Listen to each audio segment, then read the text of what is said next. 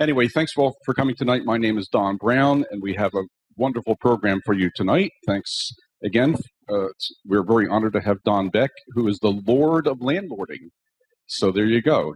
I don't see your costume, but we'll take your word for it. Anyway, for those of you who are not familiar with our process, I'm going to take just a couple of minutes and introduce what we're about, and then we're going to ask each of you to introduce yourself. You have a maximum of 30 seconds, not 31, and I'll have a couple questions put up on the screen for you. I apologize for this interference that you're hearing. When we were hearing it before, all the equipment was turned off, all the speakers, all the sound was turned off, so there's something with the amplifiers here in the room, and I don't know what it is. Next time I come here, I'll have our own amplifiers and speakers, so we won't rely on theirs. So apologies in advance for that. Okay, so once again, tonight is Landlording on Cruise Control. Our presenter is Don Beck. There's his biography. I'm not going to read it.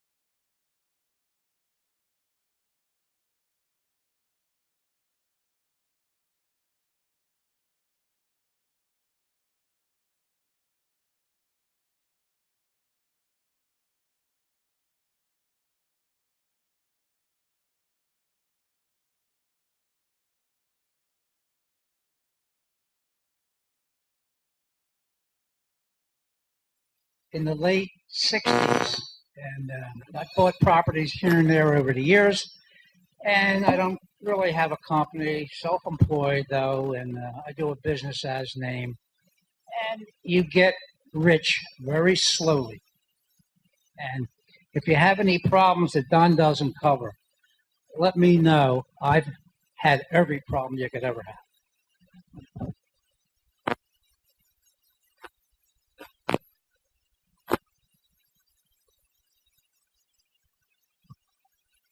Can you hear me now? Okay. Bonnie Stotsko, Flipping Partners. My father and I started last year. We're doing wholesale deals and flips in Bucks and Montgomery counties. Trying to stay away from rentals for right now, but in the next year or two, we're hoping to get into that as well. Good evening, everybody. It's Larry Steiness, and I am the crazy real estate investor. This is loud. Wow. Is it me or is it? Yeah, okay. I have a deal for you. Ready? Everybody write it down. 548 Continental in Hatboro. I want 144, just complete rehab. I'll even finance it for you. Come see me afterwards, especially if you have no money and you want to buy a flip. I will finance it for you. Which part of didn't you hear that said, I will finance it for you? Hi, thanks for having me. My name is Marge Frederick. I'm a guest tonight. I do have some rental property and know some of the people in this room. I represent Paradigm Title Company. We can turn around title insurance for you within 3 to 5 business days, generally, and love the opportunity to get to know you all and continue with the group. So thanks. Good evening. My name is Mitch. I'm a real estate investor in Philadelphia. I came all the way from South Philadelphia to listen to Don Beck tonight because he's the best. Hello, I'm a guest tonight. My name is Shawnee Dixon. I'm with Berkshire Hathaway Fox and Roach. I'm a realtor. I'm licensed in New Jersey and Pennsylvania.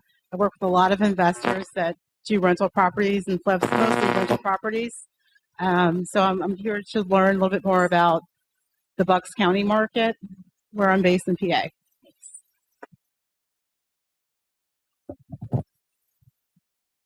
Hi, I'm Jan Marie Rushforth.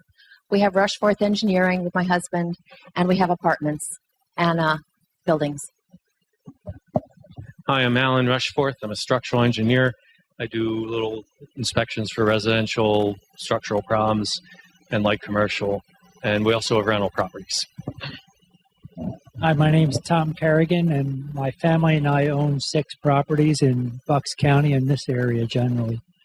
We do it part-time, and when I retire, depending on what more Don teaches me, I may do it full-time.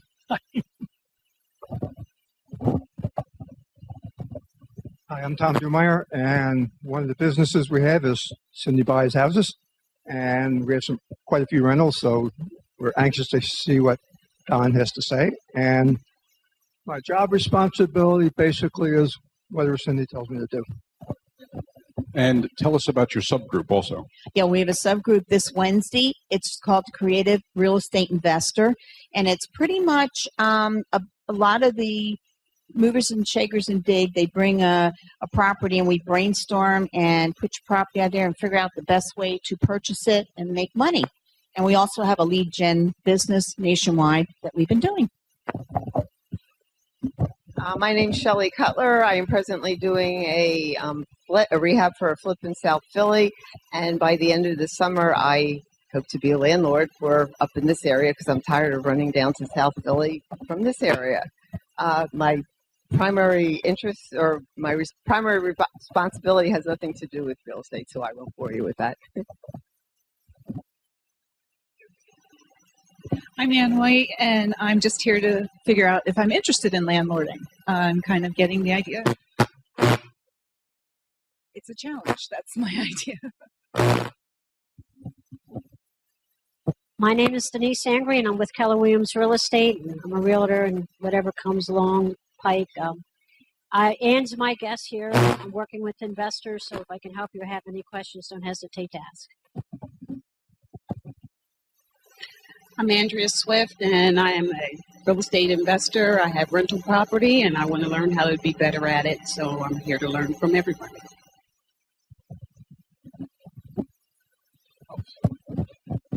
I'm Jacob. I'm a rehabber. I've been doing this for 14 years full-time. I do it in Montgomery County, Bucks County, and Chicago. Recently, I've been concentrating in Chicago a lot because it's a little tough to find properties here. So anybody's got anything, let me know. I can buy it. Hi, my name is Ilya Rutberg. I have a few rental properties, mostly Philadelphia area, Lower Bucks, and a little bit New Jersey. I am focusing more on smaller apartment buildings, like 6 to 12 units. And basically, that's about it for the moment. Hi, Pete Armstrong. I'm a wholesaler from Lower Bucks, and I'm here to learn about landlording.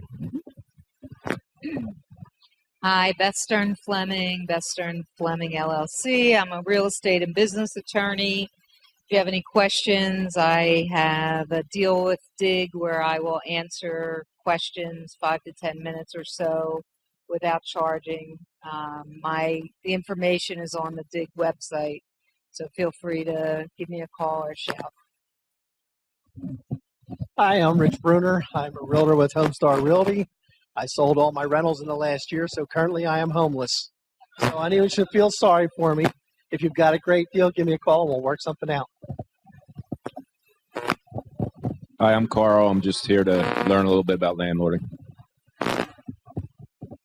Lynn Burkholder. I've been an appraiser for 20-some years. I'm doing flips now and wholesale deals.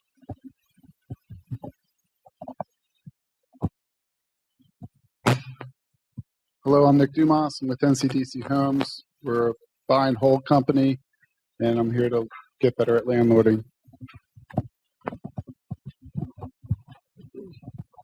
Hello, Jackie Beasley, Tomorrow Solutions Today. Basically do rehabs and flips down in Philly. I'm here because I'm preparing to do buy and hold. I am currently looking for multi-units buildings, rentals. Hi, my name is Annie Liu. My partner Igor and I do direct mail marketing to Bucks and Montgomery County for probate, and we look to wholesale, and we're also preparing to rent out our first property. And just to add to that, we did take Don's Real Estate 101 class earlier this year, and it was excellent. So that's really highly recommended.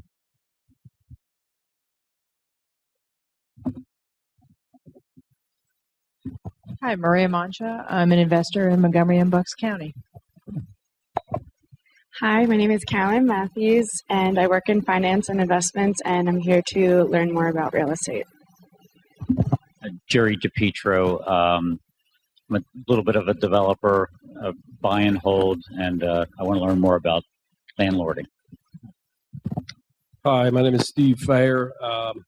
I'm trying to get back into real estate right now and more or less want to move into wholesaling as much as I possibly can to anybody that will be interested in buying what I've got.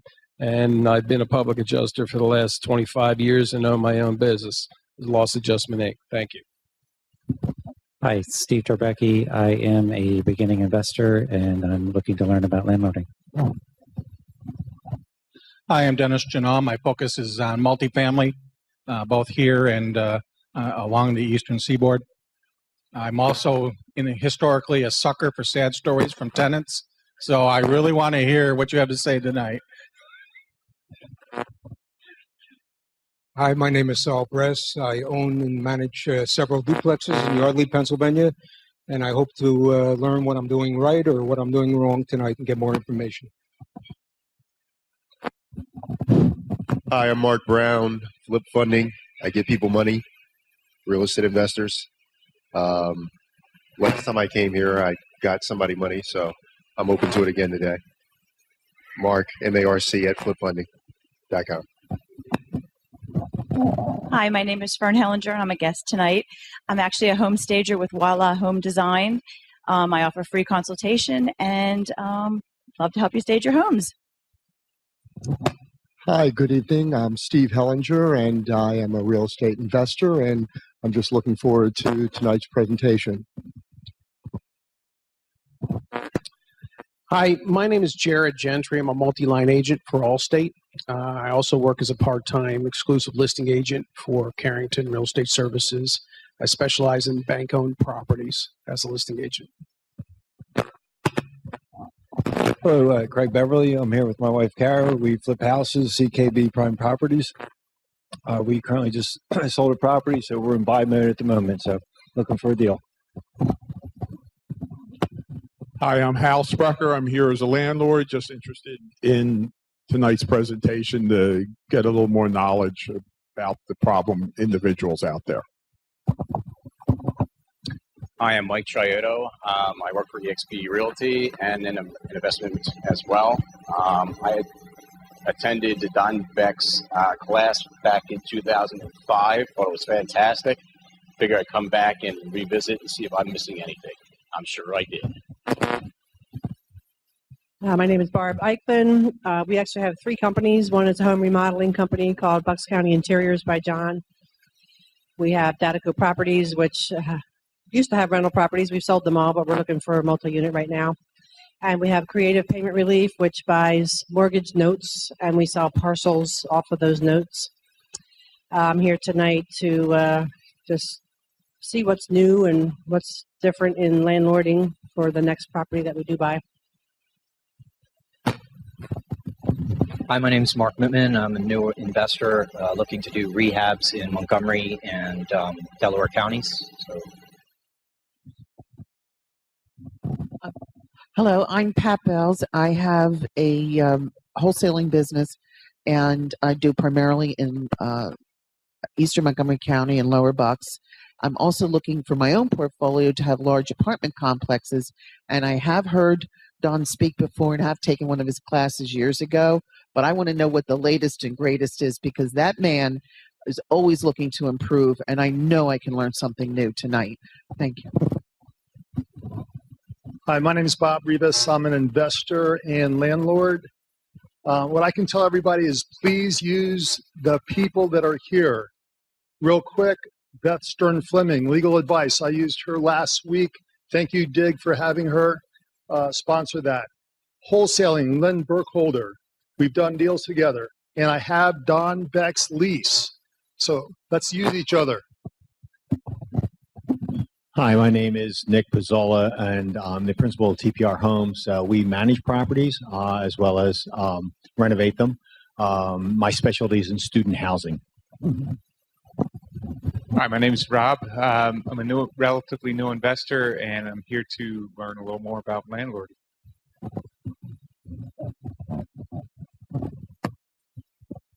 Ridge Cooper, investor in Montgomery County.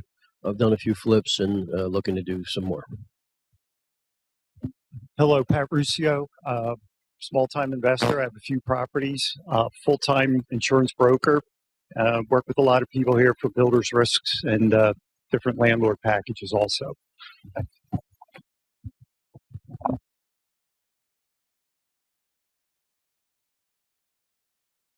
Turn on your mic, please. Hello? Yeah, right. My name is Chris Shaw. I represent a funding group that has anywhere from $300,000 to $7 million. Anybody has any projects, come talk to me. They have flexible rates and flexible terms. My name is Jane Mays. I'm an investor in Philadelphia, and I came to get some more help with landlording.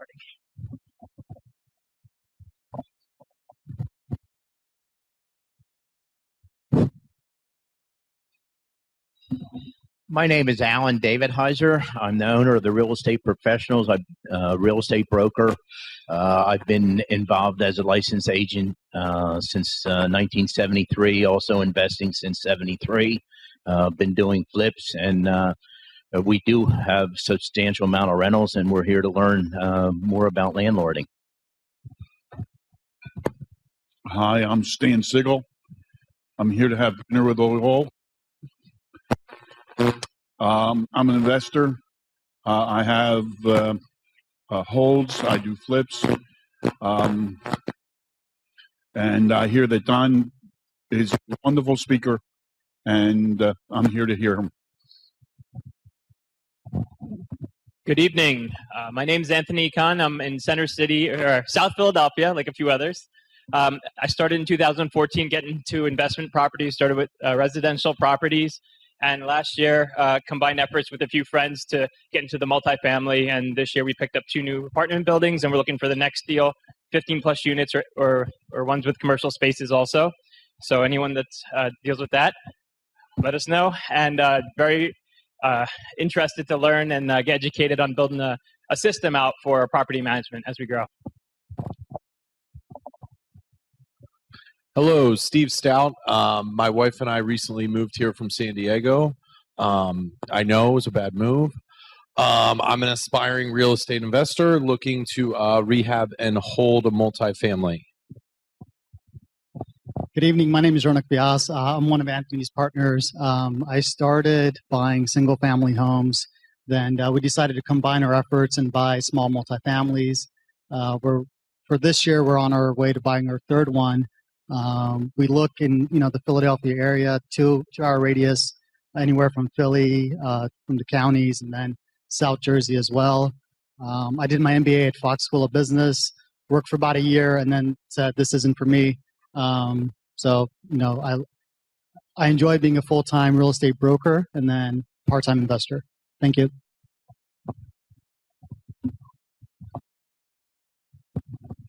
Hi, good evening. My name is Robin Laufer. My husband Rob and I are landlords, flippers. We're actually looking to sell several of our single-family rentals currently and get into the small multi-unit area. We also have a vacation rental in the Shore and are part of the vacation rental subgroup. And tell us about your subgroup. Oh, we currently operate the Lower Buck subgroup, which meets the second Tuesday of each month at Powell's on County Line Road. And the third Thursday of the month, we will have our first meeting of the Eastern Montco subgroup, a brand new subgroup we're starting. If you are interested in getting on the email list, give me your email address or a text phone number, and I'd be happy to add you as a DIG member to our email list for that group. Thank you. My name's Susan Sullivan. We've flipped properties and also have a couple rentals in Lower Bucks County. I've taken Don's landlording course at least twice, once before I was a landlord when it didn't make any sense, and once after I became a landlord when it made too much sense. So I'm here to see if anything has changed. I also use Don's Lease and add to it whenever somebody has a good idea. My name is Tony Moore. I'm with a group called SCORE, which is a Service Corps of Retired Executives. We provide mentoring to small businesses, and tonight I'm here doing a little fact-finding with a nonprofit, Habitat for Humanity, who I believe will probably be the last person to hear from tonight. Hello, Bridget Williams. I've recently purchased a 4-unit property in Norristown, which I've recently renovated. I'm also president and owner of 75 Foxtrot Construction, which is a certified female-owned and veteran-owned construction business. I'm also certified in the 203K contractor program and are looking for people, particularly subcontractors, that are interested in working with me. Okay, before you begin, BJ, so this is our guest from Habitat for Humanity, and I've allowed him to spend more than 30 seconds to tell his story. So, BJ, go right ahead. Tell your story. Hi, I'm BJ from Habitat for Humanity of Bucks County. I'm the Restore Director of the Restore program there. I'd like to ask a couple questions tonight, kind of do some polling. I'm only taking a minute of your time. I just want to thank you for having me here today. I really appreciate the opportunity to talk to you folks tonight. So my first question, how many people are familiar with the Restore program? Okay, all right, we got a lot of fans in the room. So for those of you who aren't aware, the Restore program is a nonprofit home improvement center. We accept donations from the local community, and all of the proceeds to the sales go to support Habitat for Humanity of Bucks County. Habitat's been around since 1990 in Bucks County, and we built 104 homes. The Restore program is a sustainable source of income that helps us and enables us to continue that mission. Next question: how many people are donating? BJ, when the hands get raised, for the record, estimate the percentage of the room that's raising your hands. So we have. I think there was about 50% on that last one. Thanks. Okay, thanks. Yeah. So how many people are currently donating to the Restore? Second question. Okay. Is that about a little less than 25%, I would say? Okay. And how about, last question, for those of you who may have donated in the past, how many people have donated in the past but maybe tried our free pickup service and it wasn't very successful, or we didn't get out there in time, or there was a delay in response? How about that? Anybody? Nobody wants to admit it? No, please be honest. Okay, all right, we got one person there. Okay, well, I wanted to raise some awareness. We're trying to identify how we can partner with more contractors and more people who might have stuff to donate to the Restore. We're looking for building materials, appliances, home goods, furniture, all that kind of stuff. Just wanted to raise some awareness that we are trying to look into that. And if you have tried us in the past, it didn't work out, I'd like to try to earn your business back. I'd like to partner with you guys and try to get that worked out. So give us a try again. We did just get a new truck. We have 4 trucks that go out on the road, all up and down Bucks County, picking up donations. And let them know you heard from me tonight when you call in, and we'll see what we can do for you. Thanks. There you go. A round of applause. I have brochures on the table up here if anybody wants to grab one on the way out. It's got a picture of our truck on it. Thanks. Okay, Stephanie, face the camera. Tell us your story. Don's putting me on the spot here. But anyway, I'm Stephanie Pappas. I'm the executive director of DIG. Thank you. I rehab houses. I'm a realtor. I have a rehab project in the works right now. If anybody wants to come visit, you're more than welcome to pick my brain. And I do rentals, and I was not going to do rentals because my mother and father fought over it for years, and I took Don's course, and I have a few rentals. Thank you, Don. I was afraid to do it, but Don will do a good job taking those fears away. So, and the reason Don asked me to get up, as a director of DIG, I know the members all know a lot of the benefits that we have for DIG. But you guests that are here, one of the biggest benefits that you get as a member of DIG is the subgroups. We love having you here. How many of you are guests tonight? So we have quite a few, maybe 15 or 20.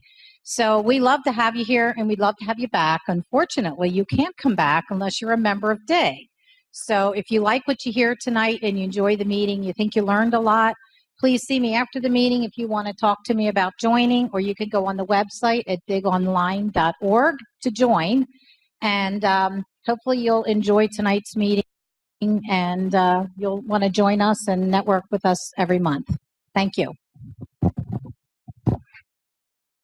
Hi, I'm Frank Stotsko, Bonnie's other partner. And we're, as she said, we're doing a flip right now up in Sellersville. And we do mostly wholesale and flips. Okay, thanks. And also the cameraman for tonight. Give him a round of applause.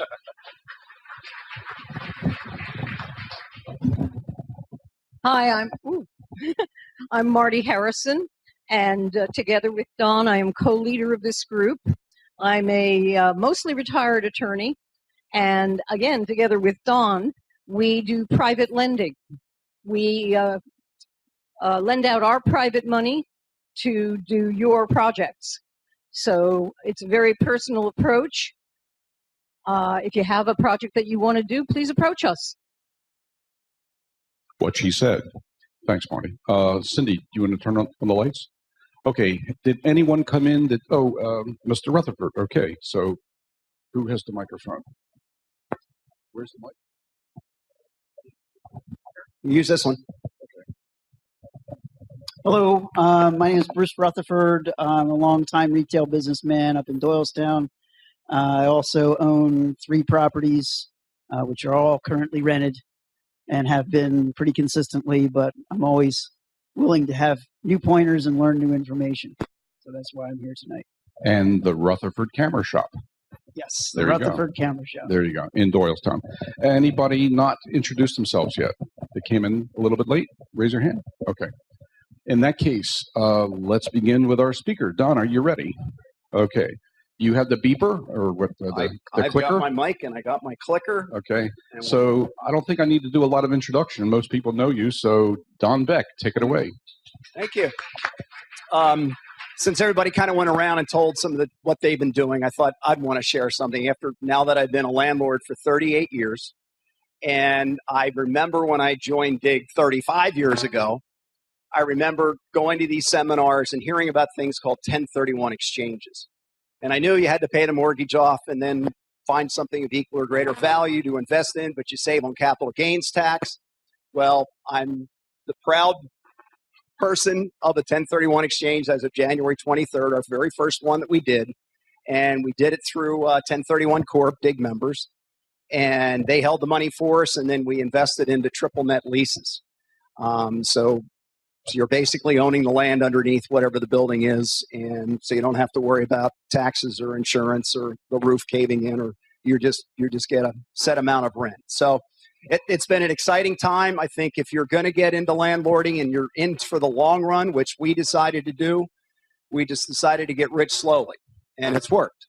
So if you ever get a chance to try to do a 1031 and save all that capital gains tax through the government, so you can invest it, I figured let my kids, they can pay for it down the road, but I'm not. I enjoyed the intros. Glad to hear some of you have come and taken some of my classes or have been using my lease. I'm going to try to do a lot of what we're going to talk about tonight from some different clauses we've added to the lease, or some clauses that I don't see a lot of landlords have that I think that they should, along with some other interesting things too. But I think the main thing that I've got to stress is, for all those people that took my one-day class, okay, we start 8:30, we go till 4. I cannot do that whole day class in an hour tonight. So for all of you who are hoping to come and get everything you possibly might need to know about landlording, it's not going to happen. All right, but hopefully we'll give you enough information that will inspire you to keep coming to DIG meetings. If you're going to make some notes, I usually teach this landlording class the last Saturday every January in the Winter Real Estate 101 classes. So Keep that in mind. If you like what you hear tonight, you want to come get signed up. It's the first 30 that sign up, and then it's closed. Now, before I get into the slides, has anybody ever heard of the magazine Bottom Line? Okay, a few people. Well, we get it, and there's some interesting articles in it, and I just happened to find one that I thought I'd kind of throw some questions out to see what you guys thought. So it starts out, how to save money as a landlord.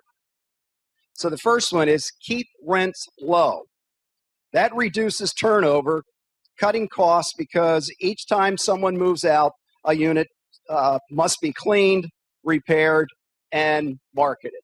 What do you think? Should we keep our rents below market rent? Think about this.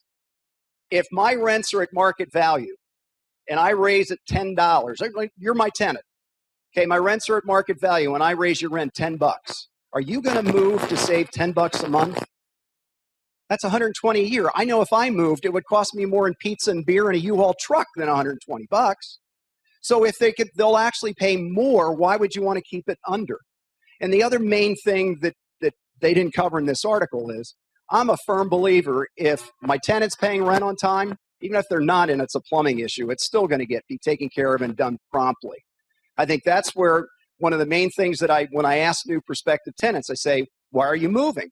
Well, my landlord never fixed anything. The garbage disposal's been broken for a year. My dishwasher hasn't worked for 6 months. I've got a leak in the roof and he won't come out and fix it. Well, of course they're going to move.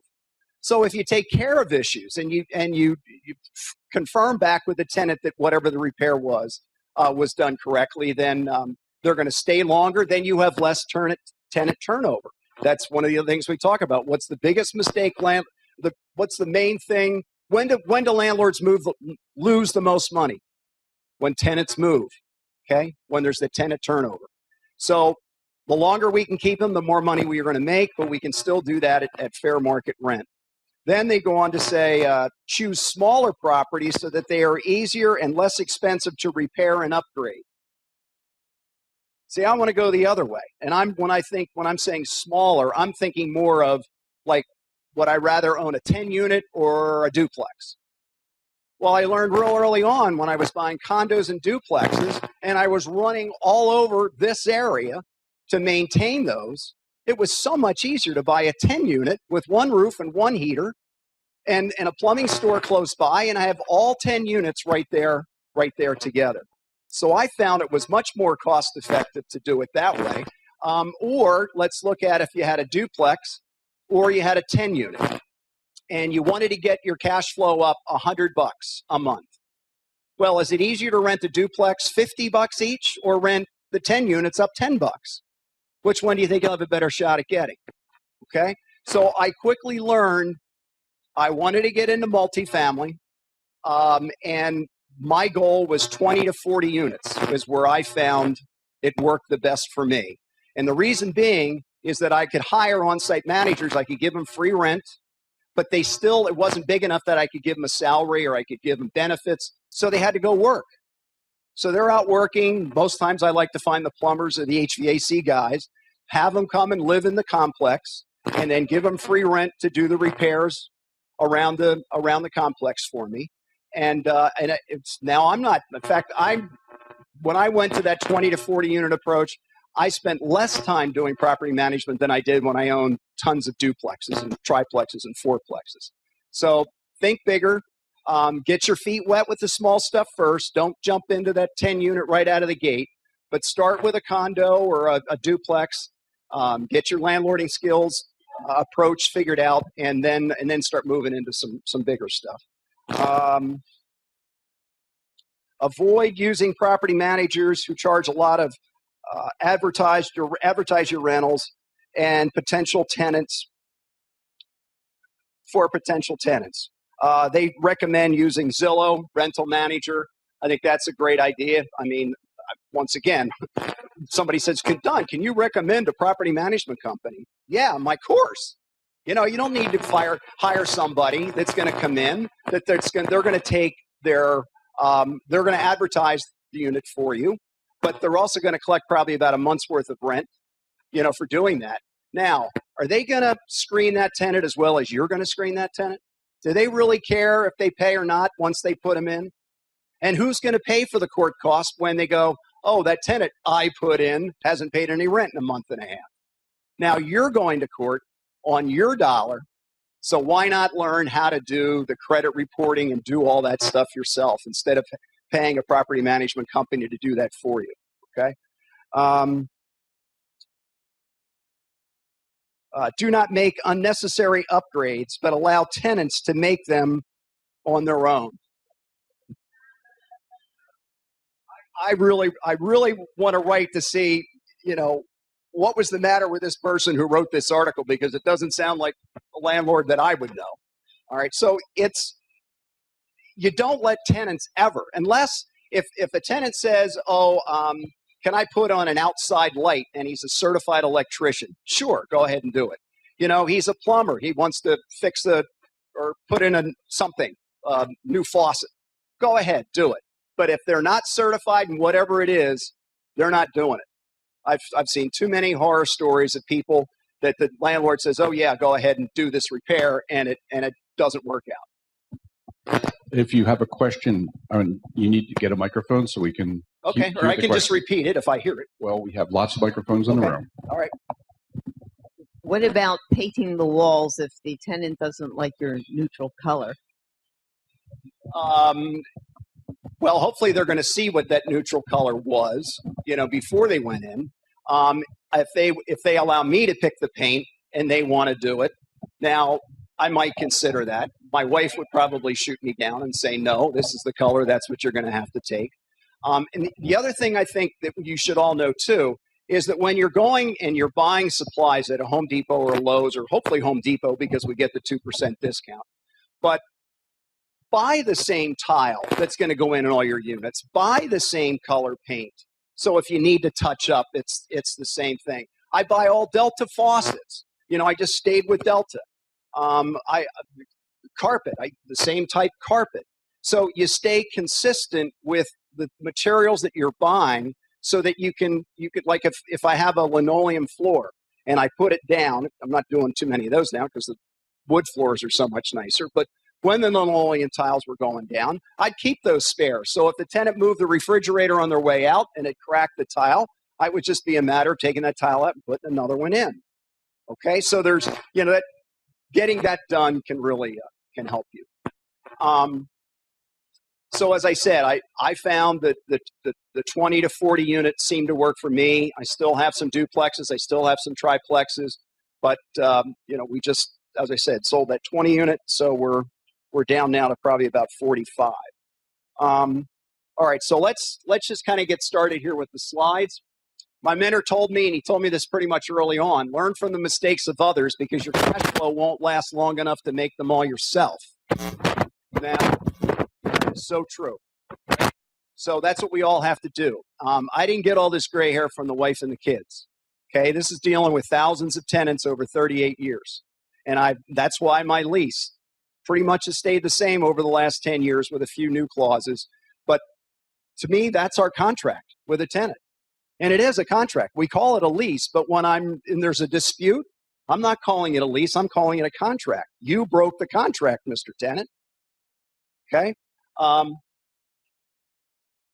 So anyway, I'm the perfect example of I've made tons and tons of mistakes. If you've taken my landlording course all day, I spend most of the time just saying, okay, here's a concept and here's what I did wrong with that concept. Why you can't do it that way. And then usually whatever it was, then I'd have to come up with a clause to put in the lease to cover it so it didn't happen to me the next time. So let's start with another clause right out of the lease. And it's a 2-tier late fee. Because what I found was if I said your rent's late on the 1st and it's due on the 1st and it's late on the 6th, now the tenant doesn't pay by the 6th. Now all of a sudden they go, let's say it's $40. The number really does. I said 30. All right, let's use 30. If you're going to do the $30 late fee, they're going to go, what difference does it make now if I pay on the 7th or I pay on the 27th? It's still $30. So why not build it in so that you're going to encourage them, I don't want to have to pay the next $30 10 days later. So the rent is considered late if it's postmarked after the 5 days of each month. Rent is $30 more if not paid by the due date, and then additional $30 if not paid by the 11th day. So see how we build in a double tier to try to encourage them to get that rent in, a little bit sooner. And the key one here, and that's why it's in the blue, charges not paid when due become additional rent for next month's rent. So what's that saying? You forget to include that $30 late fee or maybe even the $60 late fee because you sent it after the 11th. When your next rent check comes in, instead of $800, you really are giving me $740. I'm subtracting the $60 as additional rent for next month's rent. So now you're short next month's rent by $60. See how you get them to encourage to get that rent in on time. I do this also, that clause will show up 3 or 4 different places in my lease because let's say there's a repair that I'm going to come in, they have to pay for that repair. I put that clause under that one too. So if they don't include whatever the repair was, the cost, in with their next month's rent, it comes out of their next month's rent payment, okay? Changing terms and conditions of the lease. I like to give my tenants 60 days notice or more. They have to give me the 60 days notice back. And the reason I found that is I found a lot of landlords who only gave 30 days notice. That's why I started out too. First time was 30 days notice. And guess what I found? 95% of tenants did when they only had 1 month of security deposit. Didn't pay the last month's rent. So now there's any damage done, now I'm stuck. And by law in Pennsylvania, I can collect up to 2 months of security deposit. We have to give back 1 month at the end of the first year, but I'm going to show you a way to get around that with a future slide. So I like to send the notices out 75 days in advance. That gives them 10 days to decide if they want to renew or not renew. And then when they send back their 11th month's rent, they're going to include the rent increase notice. And the 3 options are month to month for usually $30 to $40 more than what the year-to-year option is going to be. And then the third option would be terminate. You're giving your 60 days notice, you're leaving. I don't have to write a whole new lease with them. They just sign that one addendum. That one addendum then renews the contract for another year. If the tenant doesn't give the required notice within the 60-day period, the lease renews under the new terms and conditions given by the landlord. So even though they don't send it back, it's still gonna apply. And the lease automatically renews on a month-to-month basis if not ended or changed by either party with a rent increase of 4%. So now I've got a tenant, the 11th month's rent comes in, no rent increase notice. So I'll call them and I'll say, look, I only gave you a 1.5% rent increase notice, but if you don't send the notice back, the lease says I can charge 4%. Now that's going to be X amount. So don't you think it would be a lot cheaper to just send back the rent increase notice at a 1.5% versus having to pay the 4%? That usually gets their attention. And I'm going to show you another little trick that works just as well. If the tenant breaks the lease, they lose the protection provided in the lease. They don't pay the rent or other charges.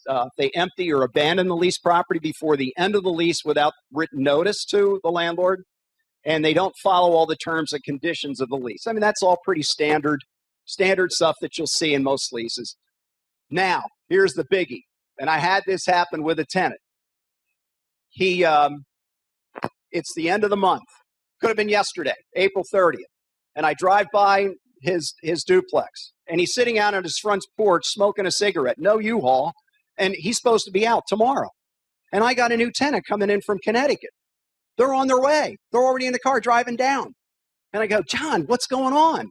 You're supposed to be out of here tomorrow. I said, oh, Don, I was going to call you tonight. When I got home from work today, my new landlord just told me that he had more repairs to do in the unit than what he thought, and he won't be able to have it pulled together for another week. So I got to stay here another week. Now I'm going, you can't. I got a new tenant. This tenant's coming in. And he looked me right in the eye and he said, you can't evict me in a week. Pretty true, wasn't it? Okay, that got me thinking, okay, I got to come up with some plan that's going to make this guy think twice about staying in this apartment beyond the end of the lease, called tenants at sufferance, when they go beyond the term of the lease. So we added this clause. Tenant does not leave at the end of the lease period. Tenant will pay the landlord a fee of, and then we're going to put in here a number. They don't leave the lease property at the end of the lease. What I do is I take 5 times whatever the monthly rent is. So let's say the monthly rent is $900. That's $30 a day.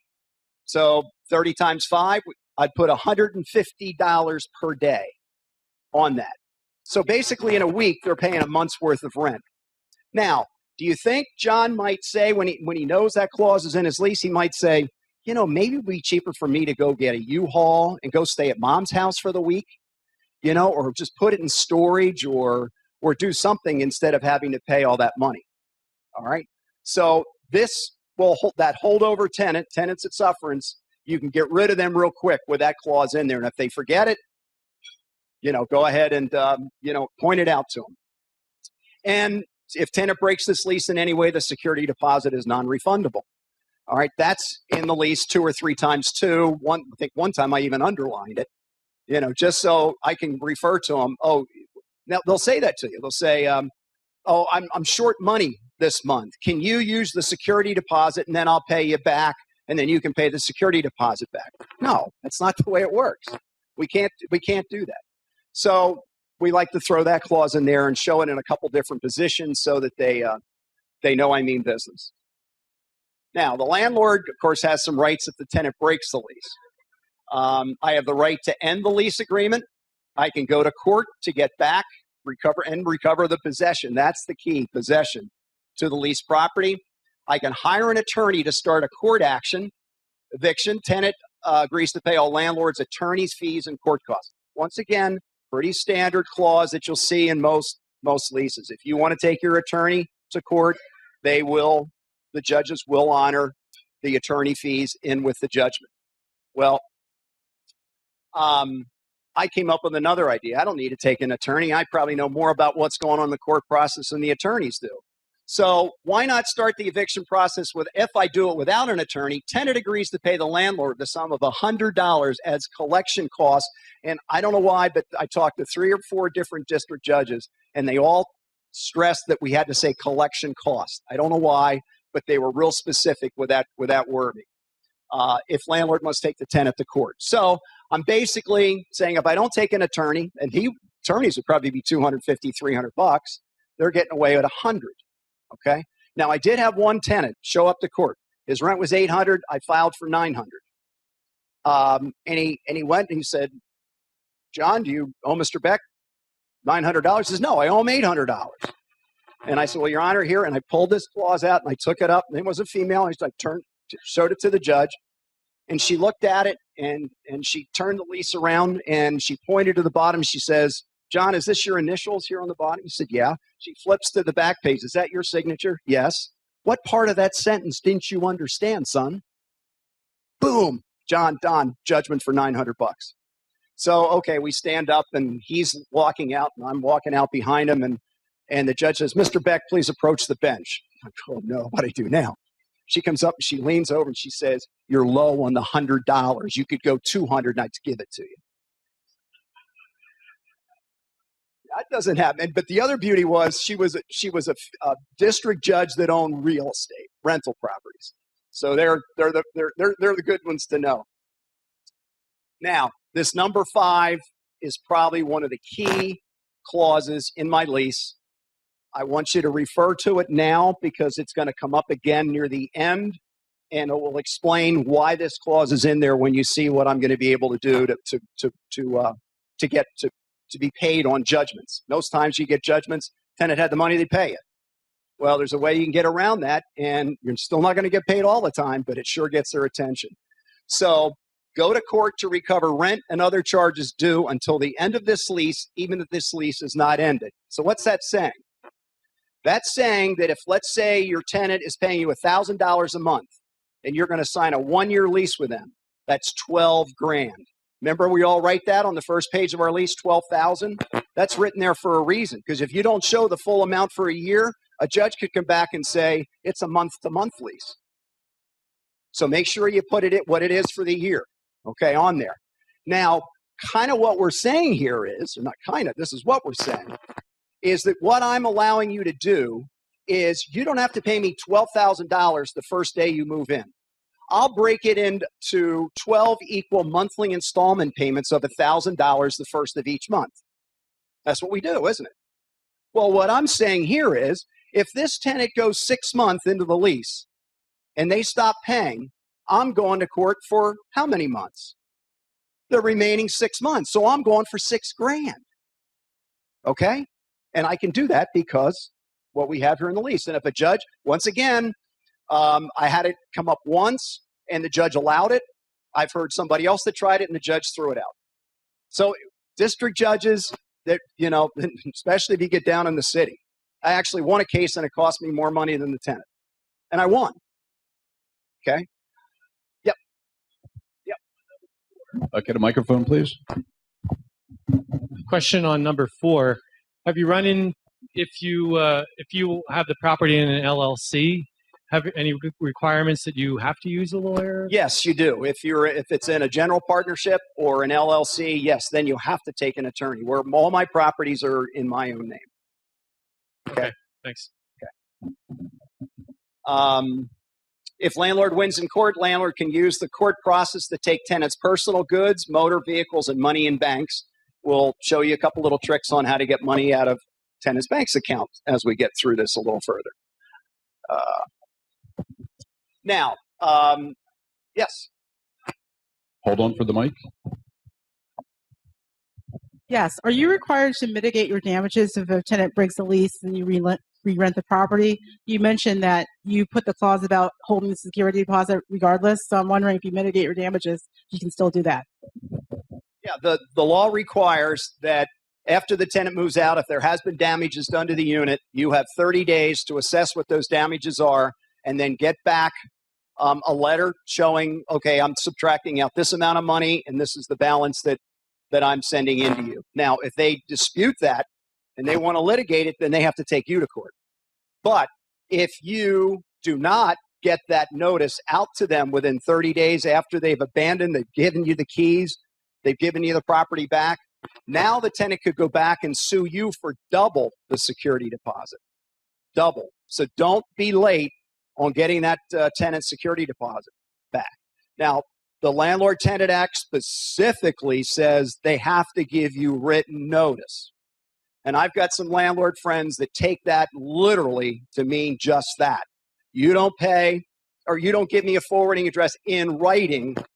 One guy had the case. He called me up on the phone. He said, Don, he said, my tenant moved out 28 days ago. They just called me and they verbally gave me their forwarding address. Should I send them back their security deposit?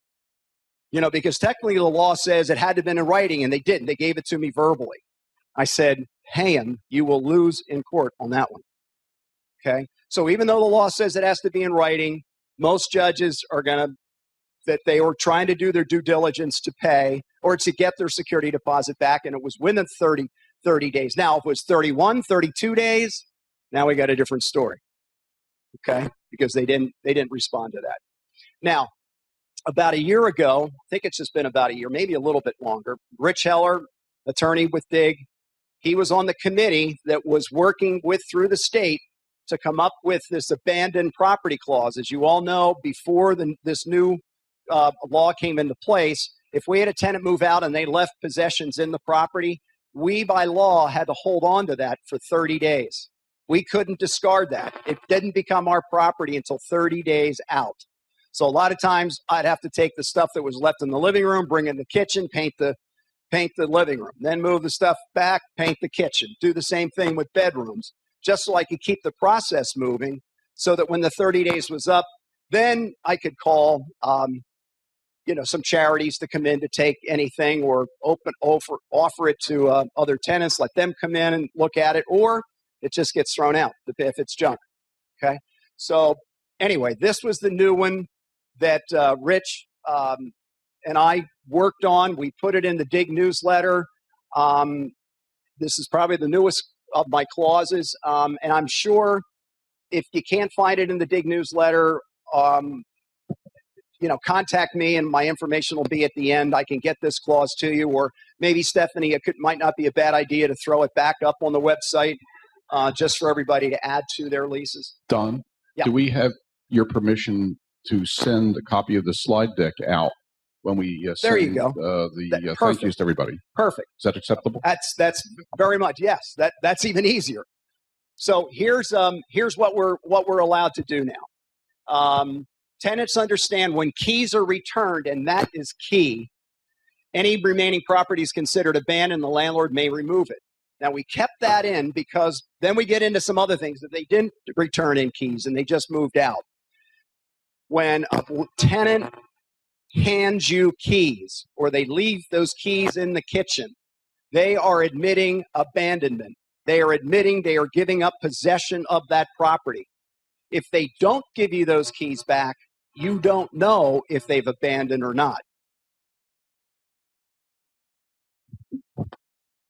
What happens in this day and age if you have electronic locks where it's a push button and it's not officially a key, it's just a combination? Then you might want to get something from the tenant in writing that they are giving up. They're giving up possession. You know, you need something in writing. But a good point. Should that be put in the lease if you have electronic locks? Sure. Yeah. Once again, the more you can put in the lease that for specific situations of what they need to do, the more it clears it up. And the judges love that stuff. That's why they really don't have any trouble with my lease or any plain language lease for that matter, because it's plain language. I mean, it's pretty simple. Two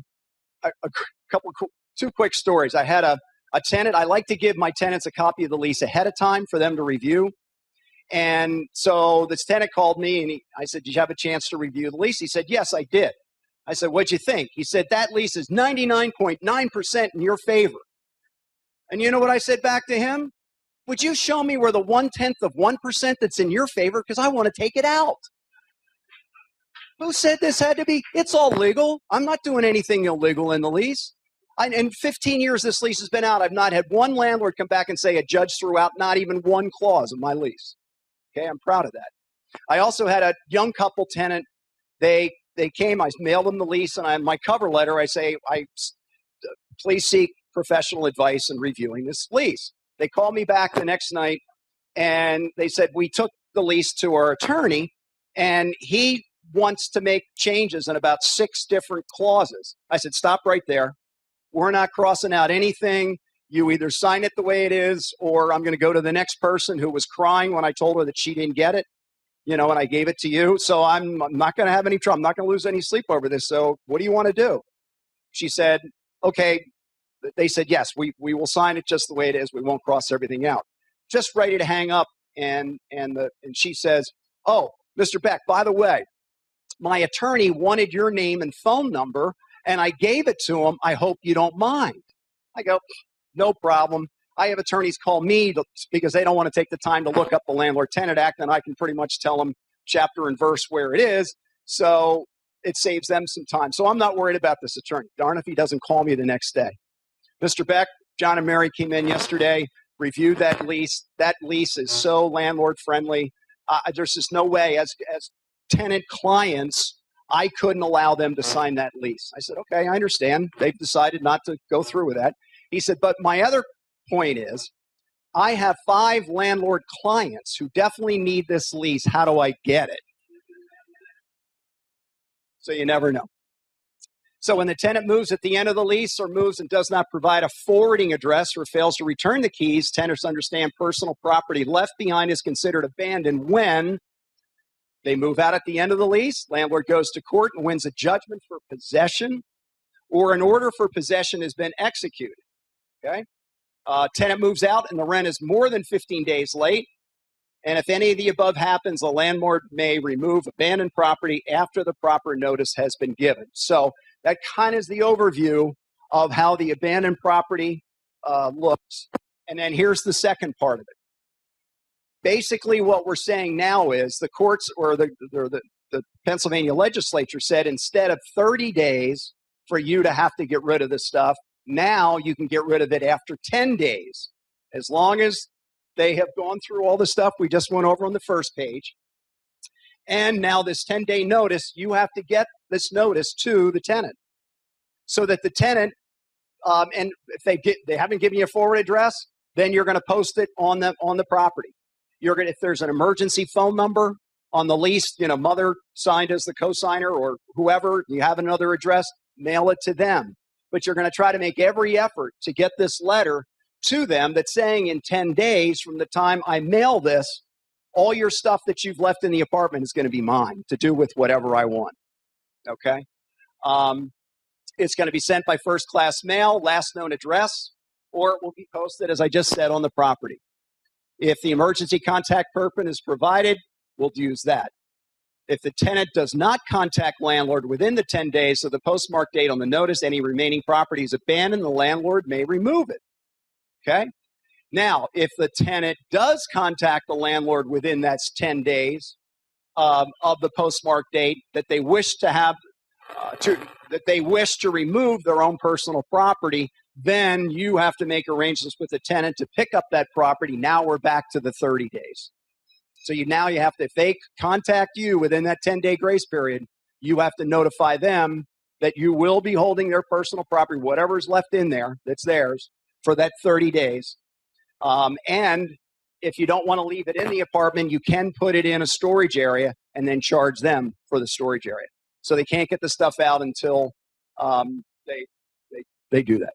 Okay.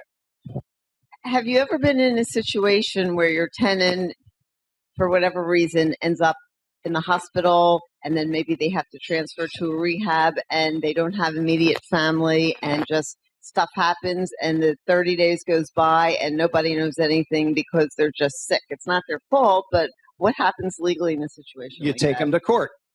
So that's it. Now, most times if the tenant's going to end up, in the hospital, they're going to contact me and I'll work with them within reason. But otherwise, no, I'm good.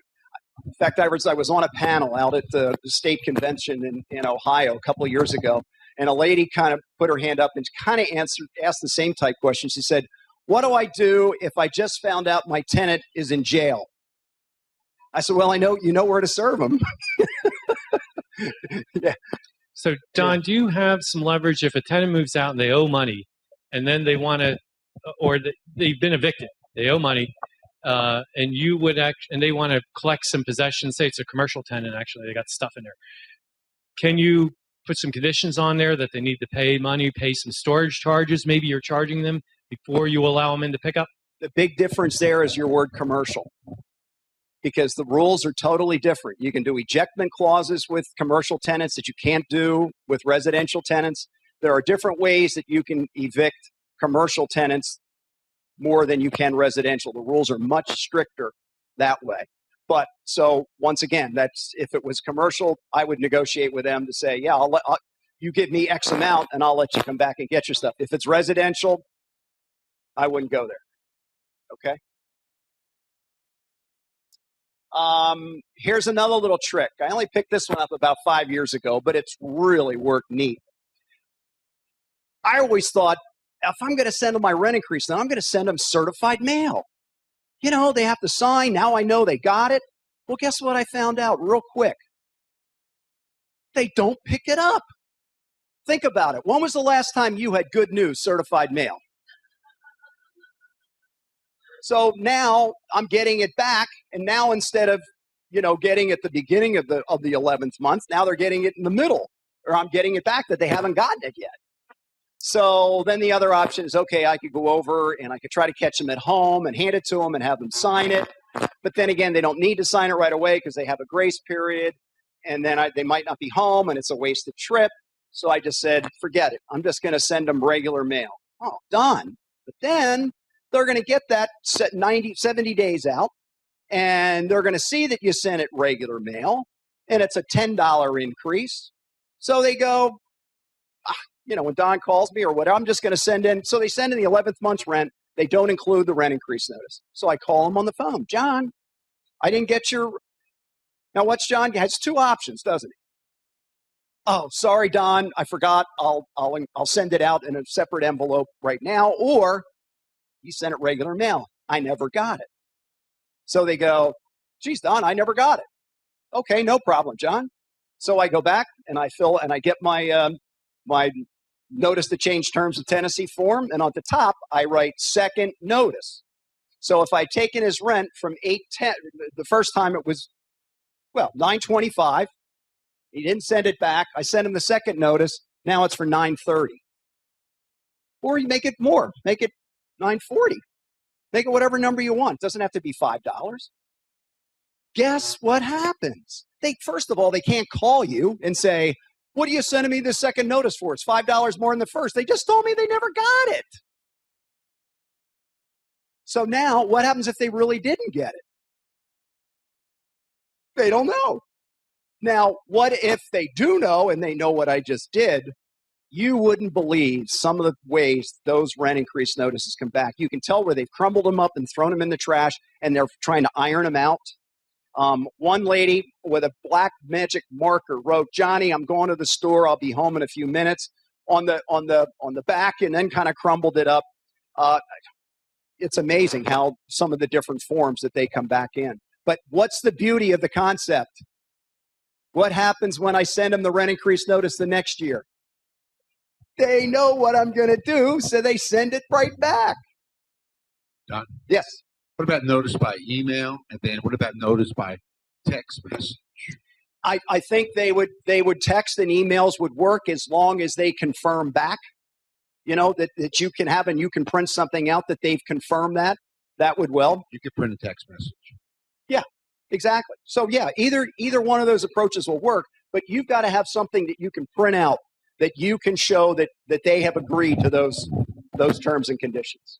Okay. Don, over here. Yeah. To your left. Okay. Okay. So I'm speculating you have 100 or more tenants, something like that? I have, yeah. You have. How do you manage all of this with 100 or 200 or 300, whatever tenants? This seems like an administrative nightmare.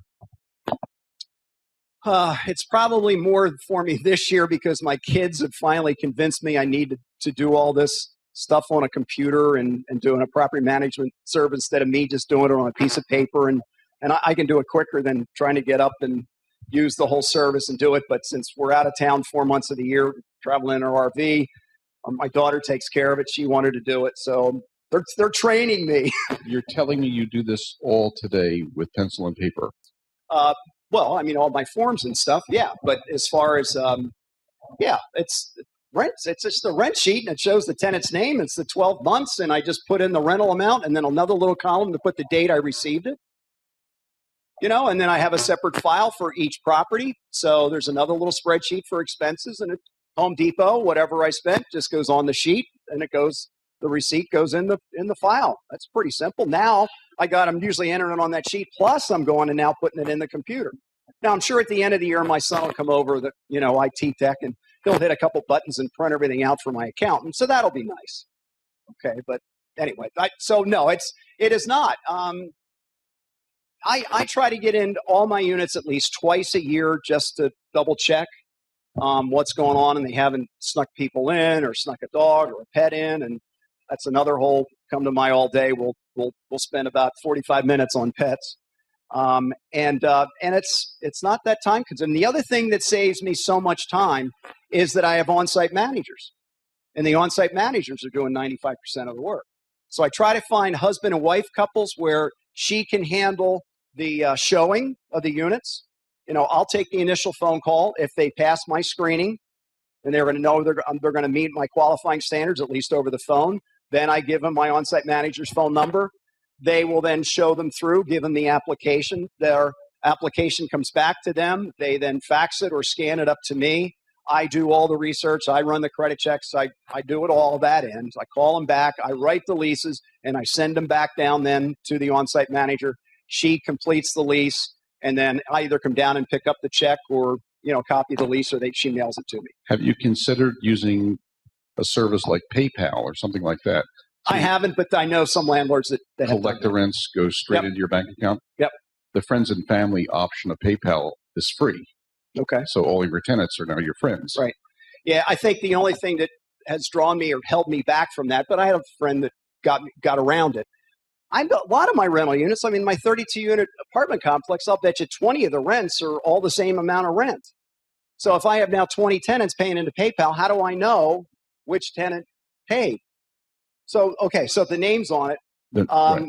Yeah. It's coded. It's coded. Okay. Well, this other friend, before he wasn't using PayPal, he literally made, let's say the rent was $1,200. So the tenant that was in unit number 1, his rent was 1,201 cents, and unit number 2 was 1,202 cents. So that's how we kept track of who paid. Do you mind if I ask the audience if anybody has experience with electronic rent collection? Anybody? Okay. Well, could you grab a mic and tell us what your experience is? It'd be interesting to hear this. Best thing I ever did was contact a company called Clear Now. Has anyone heard of Clear Now? Clear Now is wonderful. They're great to work with. The client, you're not the client. The tenant's actually the client. Tenant controls when and where and how, what happens with their money. Clear Now contacts them. But what happens is every month, Clear Now goes into, and it's very nominal. It's like $1.50 per entry, which I pay. So I offer it to my tenants for free. And when I get the money every month, it's very easy because I get a spreadsheet with the name, their address, and how much they paid, and they're really good at communicating back and forth. That's been real good to me. Clear Now. We are like you, and Tom found something. Okay, it's very similar to Clear Now. I think Clear Now will even report to credit unions if they want to. So that's good if a tenant's trying to build credit. They can, have the monthly payments go to a credit scoring company or whatever, so it builds credit. But Cozy is similar. I like it. Number one, it's free completely, unless I won't get into that. They do hold back your money like 7 days, so they charge you like $3 an account if you want to get it in 2 days. So, but I don't care. I'll wait 7 days. So it's kind of the same thing. Each tenant, it's really simple. You log online, you set up all your tenants, and then you scroll down. You can see which ones are current, which ones aren't, and then you click on that tenant, all the past history of their payments. So it's been working great. Can you set those up as And late fees go right on there. It's phenomenal. Can you set those up as auto pay? Cozy. As auto pay, so they can automatically pay. Yeah, and they can charge their credit card. Oh, and they're on time. It's Yes. wonderful. Yeah. So Don, get with it, man. Cozy. There actually are tenants out there that have room on their credit card to pay rent. I never found any of them. They're already maxed out to the top. So anyway, that's the little send a regular mail. Just send it for a little bit more, and you won't have any problems. Now, Don? Yeah.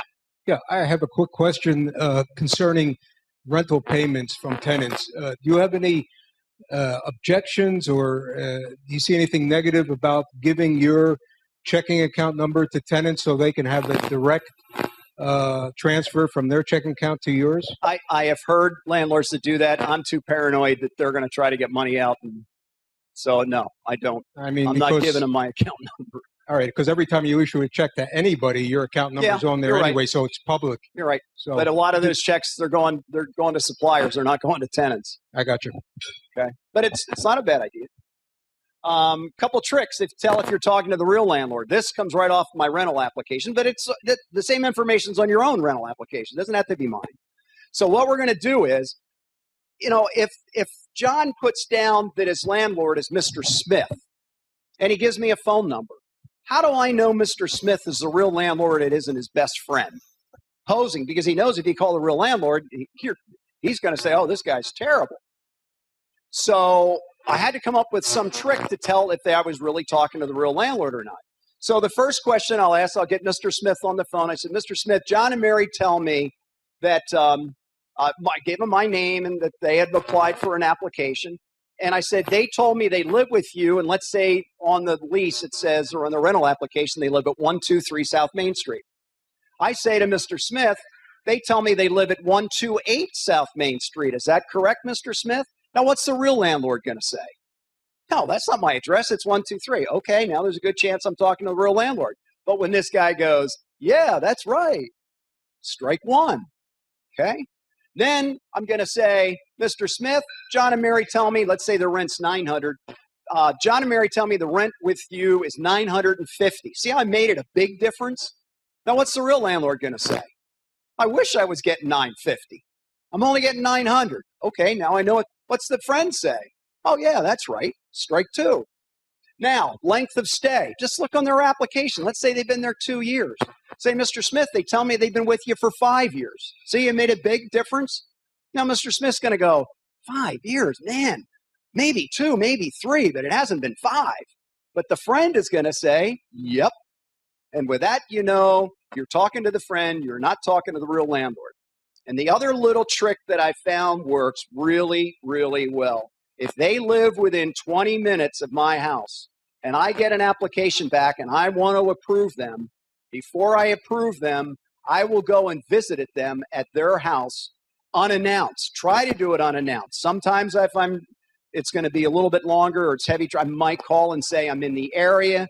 Can I stop by? Now, 80% of rental applications you get back, they will not have completed everything that you've asked for on there. So all you're doing now is you're saying, Mary, John, I'm in the area. Can I stop over and have you fill in your previous landlord's phone number? Your husband forgot his social security number. Whatever it is that's missing, you're coming over to get it. Now, if they've got everything completed, go over with a blank copy of your lease. It's a couple sheets of paper. So now the goal is to get there and hope you knock on the door, they open the door, and they say, come in. That's what you want. You want to get in because whatever you're going to see in that house is what you're going to see in your apartment. And go on a day you don't have a cold because whatever you smell in that house is what you're going to smell in your apartment. Now, if there's a pet involved, even before I knock on the door, I'll go look in the backyard. If it hasn't been picked up in a couple of weeks and it looks like a minefield back there, I'm not even knocking on the door because I know that's what my backyard's going to look like. I'm out of there. I'm going home. Now, sometimes they will they'll open the screen door, like just to slide the application in. Well, with that, it's like, oh, Mary, I took 4 cups of coffee on the way over here. Can I use your bathroom? Well, I had one tenant say, there's a gas station a half a block up. So I knew I wasn't getting in there. And they don't have to let me in. I don't have a warrant. But I know that what I can see in that apartment is going to dictate a lot about how they are as a prospective tenant. I used to go by, I would meet them at their car when they came to the property. And if the car was trashed, then I figured the house would be trashed. And then I had 2 little kids, and I couldn't keep that car clean with 2 little kids. So I kind of threw that out. And I also discovered that sometimes they would come in the guy's work car, but the wife was meticulous and her car was. So I haven't really, used that approach, anymore. Yeah, a question in the back. Yeah, I wanted to ask you about pets. A tenant putting a pet in after. There's no pet on the no pet policy on the lease, but the pet is there. I went by for an inspection, and so I wanted just to have you say something about the pet. That is a specific clause. As everybody that's taken my course or has my lease, that clause is in there. What happens if you sneak a pet in? Basically, your lease ends. You can write me if you still want to stay. You have to give me an extra half month of security deposit on the spot, and you're going to pay an extra $30 a month for the pet. So I had and if you don't do any of that, you're giving me permission to take the pet to an animal shelter. They don't like that one. But it worked out really well for me. In this complex that I have, a tenant snuck a cat in. And I went in to do a minor repair, and the little kitty went through my legs, and she wasn't supposed to have a cat. I went and I did the repair. The cat was still around me. I put my toolbox down. I picked the cat up. And I started petting it, and I referred to what we just talked about. You're not supposed to have this pet. So either go get your checkbook, write me a check for another half month in security deposit, and $30 from now on for the rent. Otherwise, and I took the paw and I said, we're going to the animal shelter. Yes, I can. The contract says that's what I can do. So she went and she wrote the check. Well, my on-site managers called me the next day. They were howling. Said, you wouldn't believe this tenant. She was out bad-mouthing you and what an SOB you were, and you're mean, and you're on and on and on. A week after that, I had a guy call and said, I'm thinking about getting a dog. What do I need to do? Because he heard what was going on. He knew I was going to enforce my rules. Okay. So length of okay, we did all those. So that's a good way that you can check. Okay. Yeah, Jan. Cindy's coming. I'm inspecting the apartments or the homes. Do you do that basically just if you're renting a house, Or do you do that with regular apartments too? Yeah, and if it's a rental unit, I'm going to try to get in there at least twice a year. And a lot of times, I mean, to inspect before you rent to them. Oh yeah, I'm going to go to their house. You do go. Yeah. That's kind of what the concept that we're talking about. I found that to be so effective. If I've got two tenants and they both look like they qualify perfectly, and I go to their two houses, and one is a slob and the other one is meticulous, I know that's going to save me thousands of dollars when that tenant does move out. So of course I'm gonna that little trick for that 20-minute ride there and the 20-minute ride back, for the hours that I would end up if I hadn't picked up on that in cleaning and painting and maybe replacing carpet I didn't need to, by just taking the time to go visit. And remember, they don't have to let you in, but just try to schmooze them and try to get in just so you can walk and look around. And of course, hopefully on the way to the bathroom, you're at least going by the living room or at least the kitchen, so you can kind of get a better idea. Is there another question? So, okay. All right. Now, here we're getting into the money. If a tenant bounces a check, how many times can you redeposit it? Once. Well, it bounces once. If you redeposit and it bounces the second time, it's dead. It's in the trash. And that was the point I was just going to make. You go to the bank and you tell them, do not. If a tenant bounces one or any check that comes out of this account, if it bounces, you mail it back to me. I don't want you redepositing it, because if it bounces and they don't have enough, now I'm dead. But now I have 6 months. They send that back to me. I can have that check for 6 months, and it will still cash. After that, then it's dead again.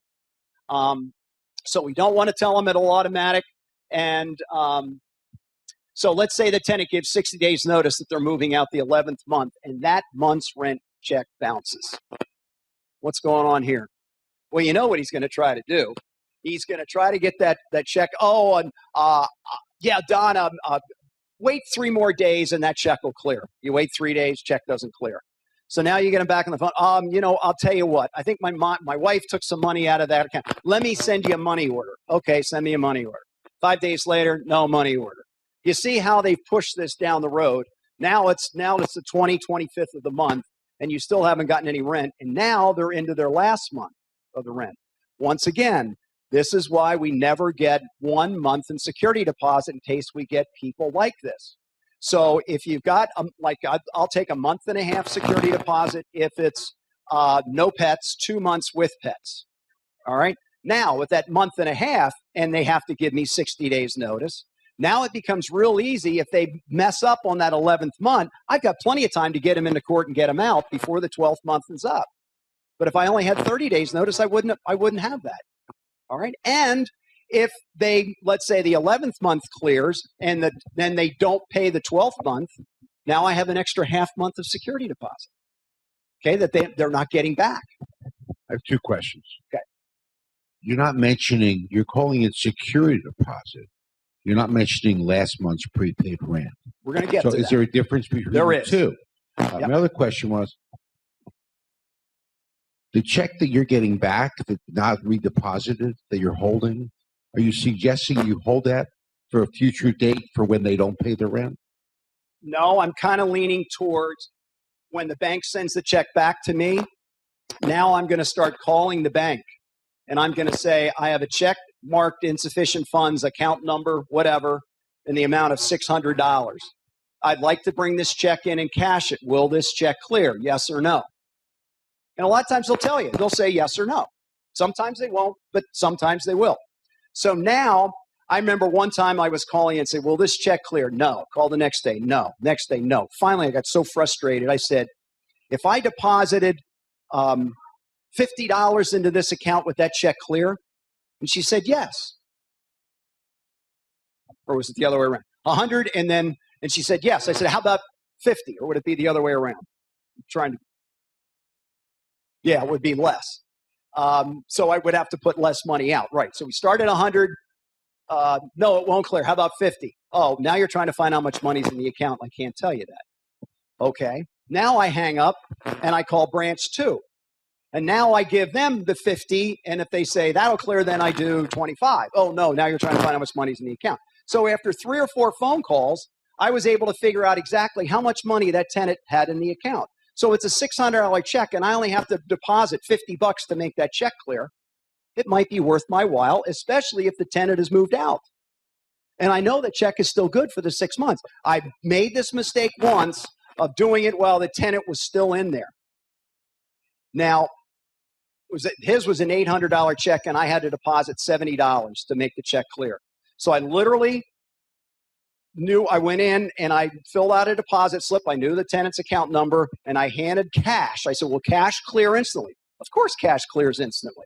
Then I get the slip back. I hand her the check, and she looks at it and she goes, you're going to leave him with $1.17 in his account. I said, I know. Give me the money. So I get the money. Now the guy calls me 2 days later when he finds out that I was able to clear this check, and he was obviously making sure there wasn't enough money in the account.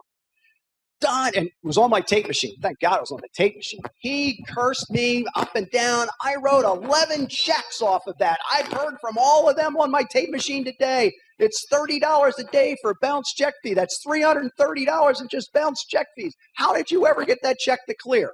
Now, I'm not going to sit there and go, guess what I did?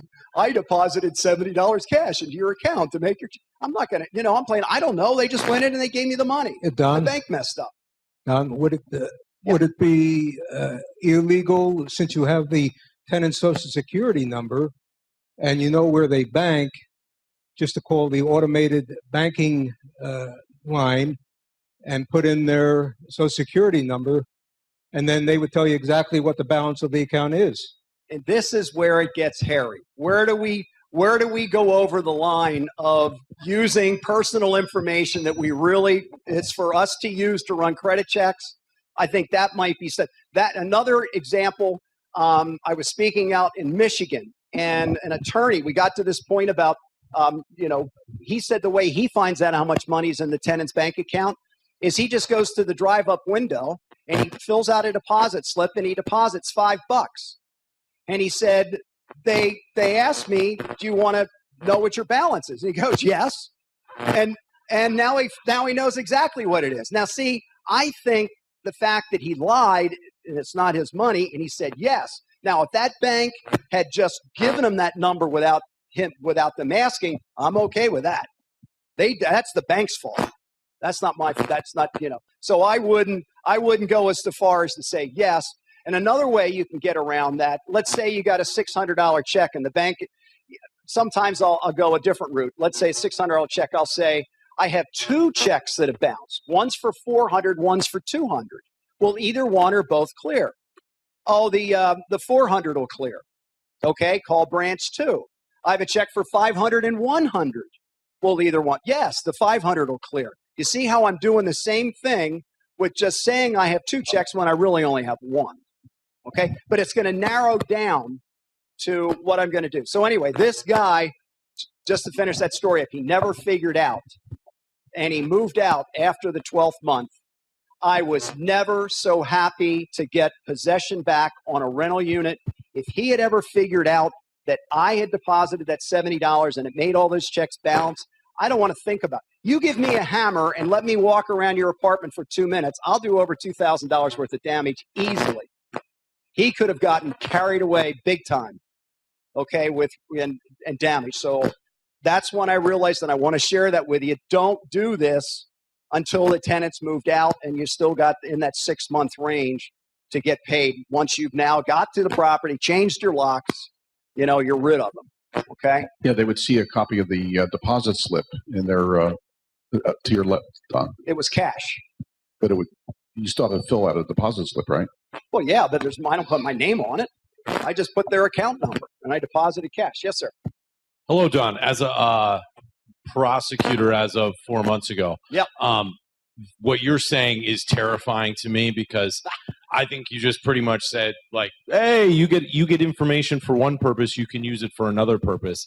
And as a prosecutor, that's absolutely illegal. And it feels like the same thing that someone who would take that account number and just write a fraudulent check.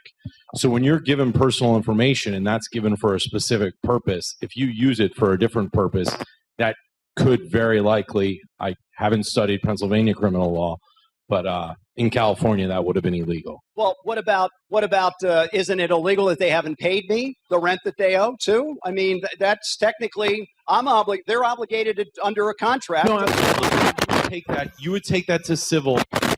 Yeah. Right. Beth, grab a microphone, please. Beth, grab a microphone. Who has the mic? Okay.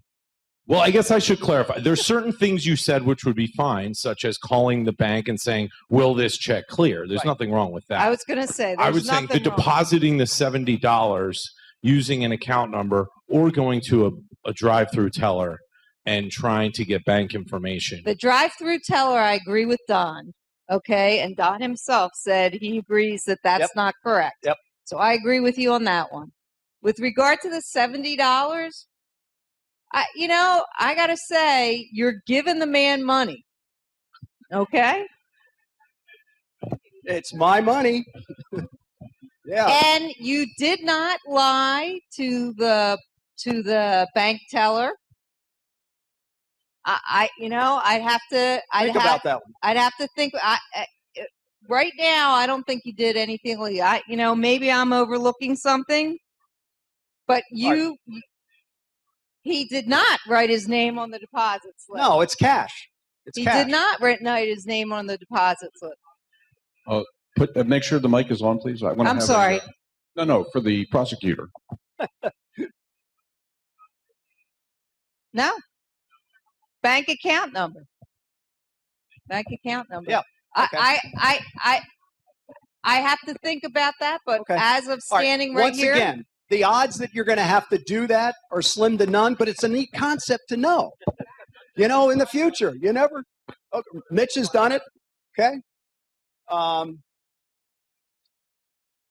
right. Now, we'll skip gear a little. This real simple way. You have a tenant skipped out. They haven't given you the forwarding address. You can't file and go after them to get a judgment against them unless you know where where they move to. So what I found is I take an 8.5 by 11 sheet of paper, fold it in thirds, put it in a business size envelope, seal it up, put the last name of the tenants, of course, would be over here versus there. Last known address, which was your property. And I'm going to put my post office box, and I'm going to put this, this didn't program. The stamp should be over here, and do not forward should be underneath the stamp. And then return service requested is here with my return address stuff. Okay, so what I'm saying is the last known address of my tenant was 123 Main Street. Here is my return address.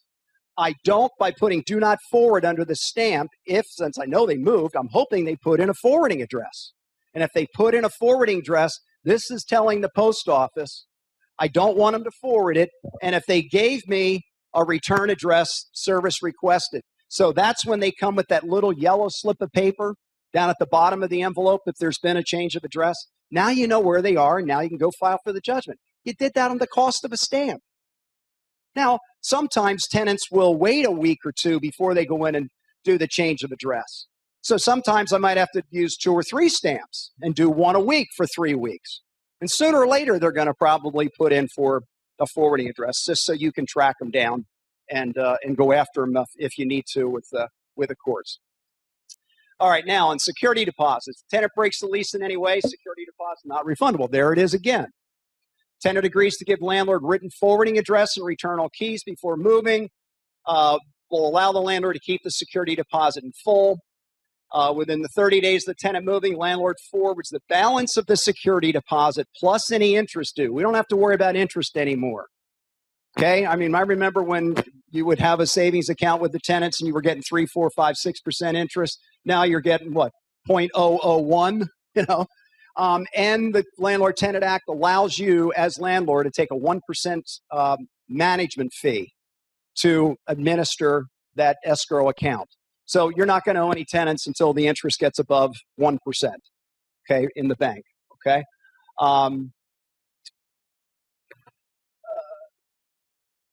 We have 30 days to get the security deposit back to them, plus any interest. Forget the interest. Landlord gives tenant a list of detailing the cost of all damage subtracted from the security deposit. Kind of about what we were talking about, earlier with that. If the tenant renews the lease for a second year, any security deposit, this is the key one that we talked about. What do we do about last month's rent? Okay, and we can't hold more than 1 month of security deposit. About 3 or 4 years ago, we did a meeting at DIG, and we brought in 3 district judges.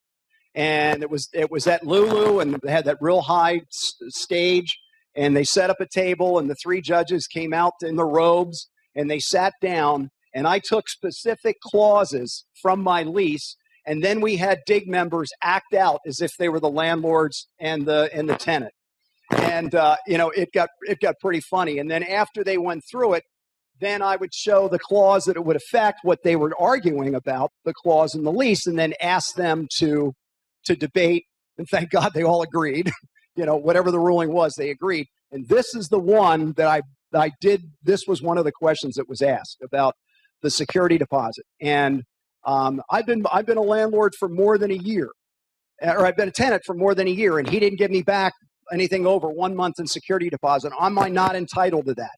And technically, yes, they are. You are to pay them back anything over 1 month in security. But I said to the 3 judges, if I put this clause in my lease, would you allow that? If the tenant renews lease for a second year, any security deposit over 1 month's rent will be applied to last month's rent. And all 3 judges said, it's now not security deposit. It's last month's rent. You can keep it. Okay? Is that good? Absolutely. You don't want to give people back security deposit. Yep. If you call it security deposit on the front of the lease to start, and it's always called security deposit, and the last month's rent is always called the last month's rent. Now, does that last month's rent mean the 12th month of that lease, or does the last month's rent mean the last month before they move? The last month before they move. So let's say the rent's $1,000, and I'm getting a month and a half. So that's $1,500 total.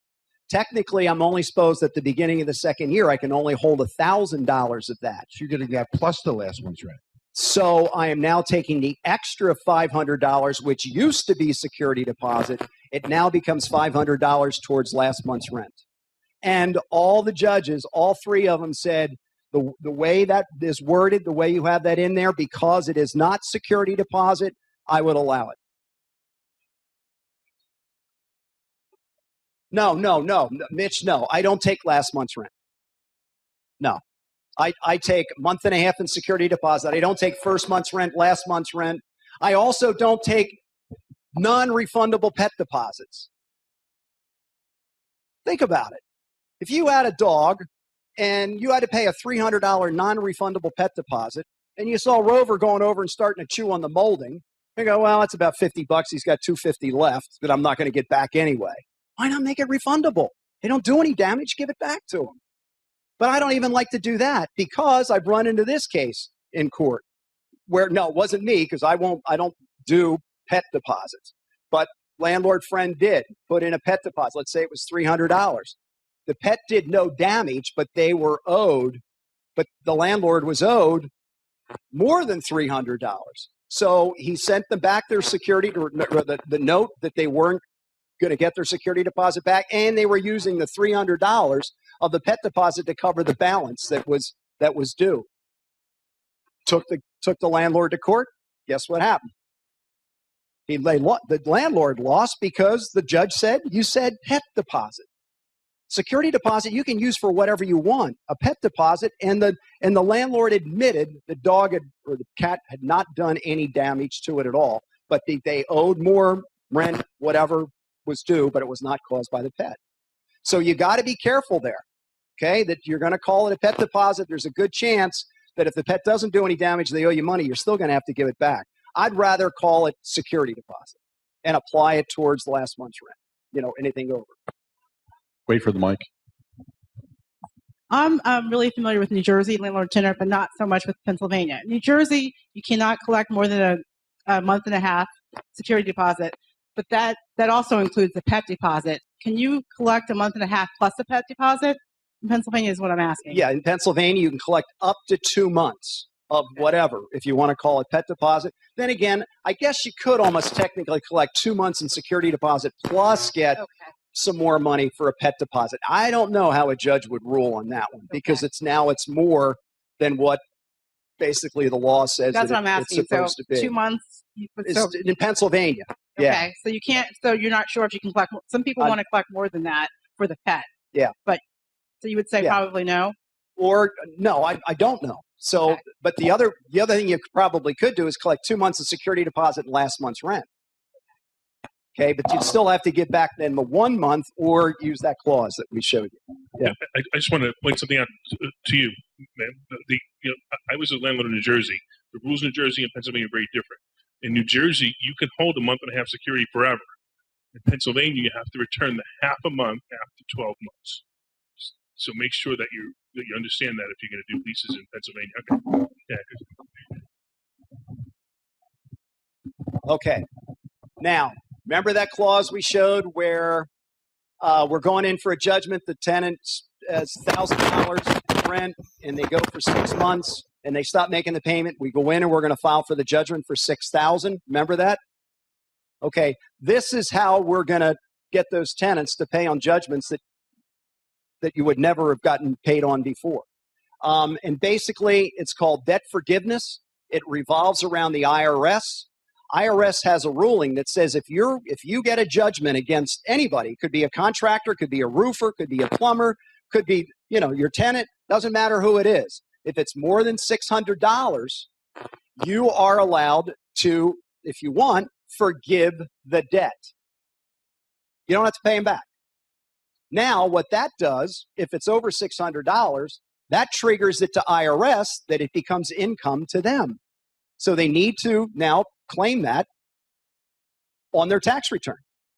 So this is like the preliminary letter that I send out to the tenants, and then if I don't get any response from this one, then I even send them on a little bit more of what's going to happen.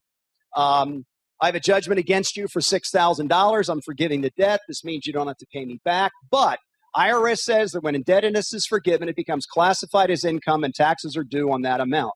I'll submit a 1099-C to IRS in the amount that has been forgiven. Be aware, if any type of public assistance, this increase in your income might cause you to lose eligibility in the program or reduce your monthly payments. They're on SSI. They're on food stamps. You can hear them. They're freaking out. Okay? So I've had one case where I before I sent the letter, I just basically called and told the guy on the phone what I was going to do. And he goes, I don't want to get involved with IRS. I don't want to get involved with IRS. He said, can I meet you in an hour at the Wawa down at the corner? I got the $900. I'll get the $900. Okay, sure. So it was amazing how many. I had one gal, so I think it was just about 900 too. She said, can I pay you $100 a month for 9 months? That's fine. That's 900 more than I was expecting to get. I wasn't going to collect on any of these judgments. So if they want to set up a payment plan, but at any point they miss a payment, it's just a matter of now, sending it into IRS. Okay. So, Jan. Wait for yes, the mic, you do. please. Yeah. Do you need their Social Security? Do you need their Social Security number? Yes. When there's a couple little steps you do have to go through. You would have to take the judgment that you got from the district judge, take it back in to their notary. They've got to put their little seal on it. And then I'm sure there's the 1099-C with IRS, and I'm sure they're going to want a Social Security number on that 1099-C as well. Don, how do you ensure that the security deposit can be used both for damages and unpaid rent? Absolutely. Security deposit can be used for anything. Unpaid electric bills, water bills, damage, back rent. Yeah. It's a real nice big. Oh, did I?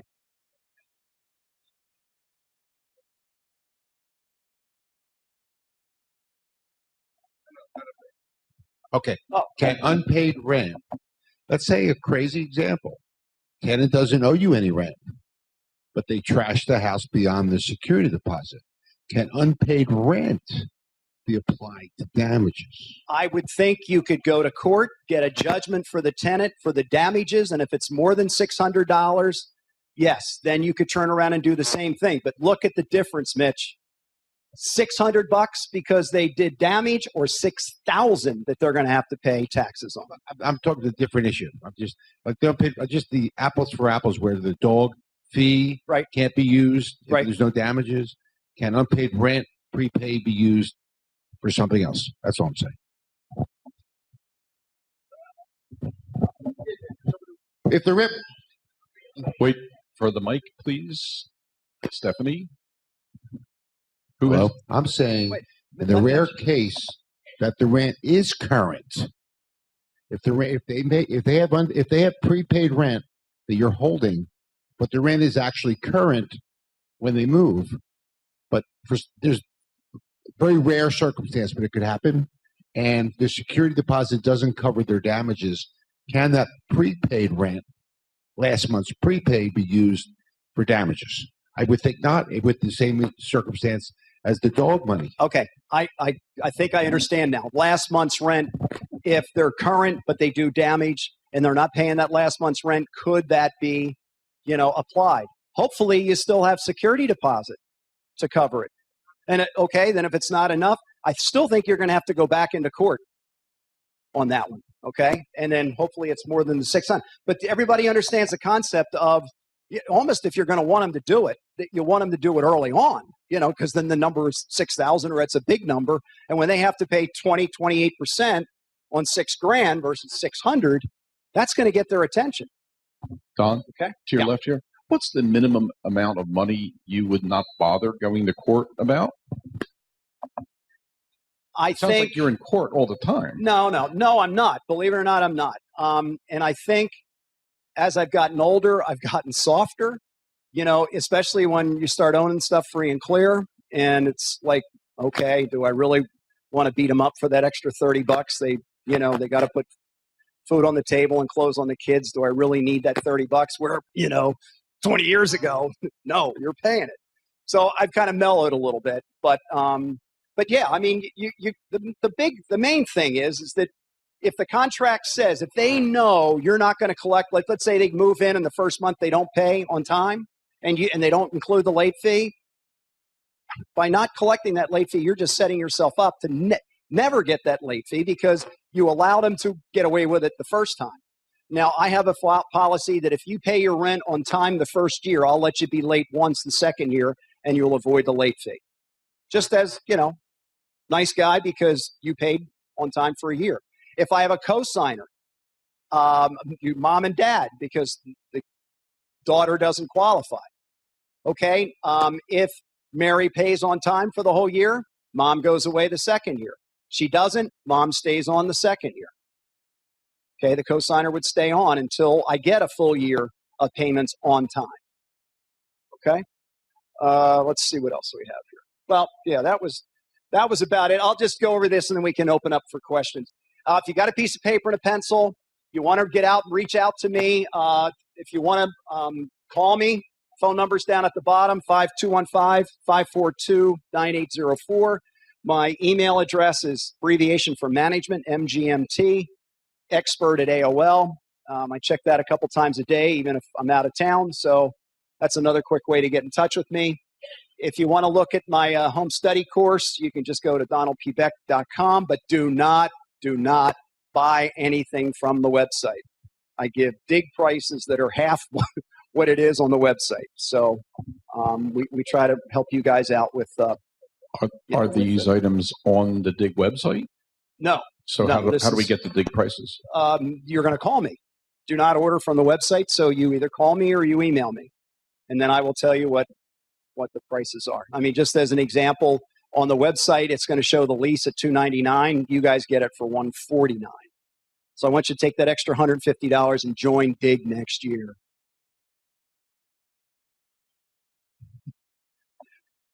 Okay. So anyway, that's that. Let's just kind of throw it open. If anybody has any other questions, or I'm sure there's tons of stuff I haven't covered, but hopefully I've hit some areas. There's one back. Hold on for the mic, please. I'll put that on my tombstone. I have your lease, Don. How do I know I'm getting the latest revisions? Email me. Okay. Tell me that you've got the lease. I'll give you my latest. I'll email my latest edition. Okay, thanks.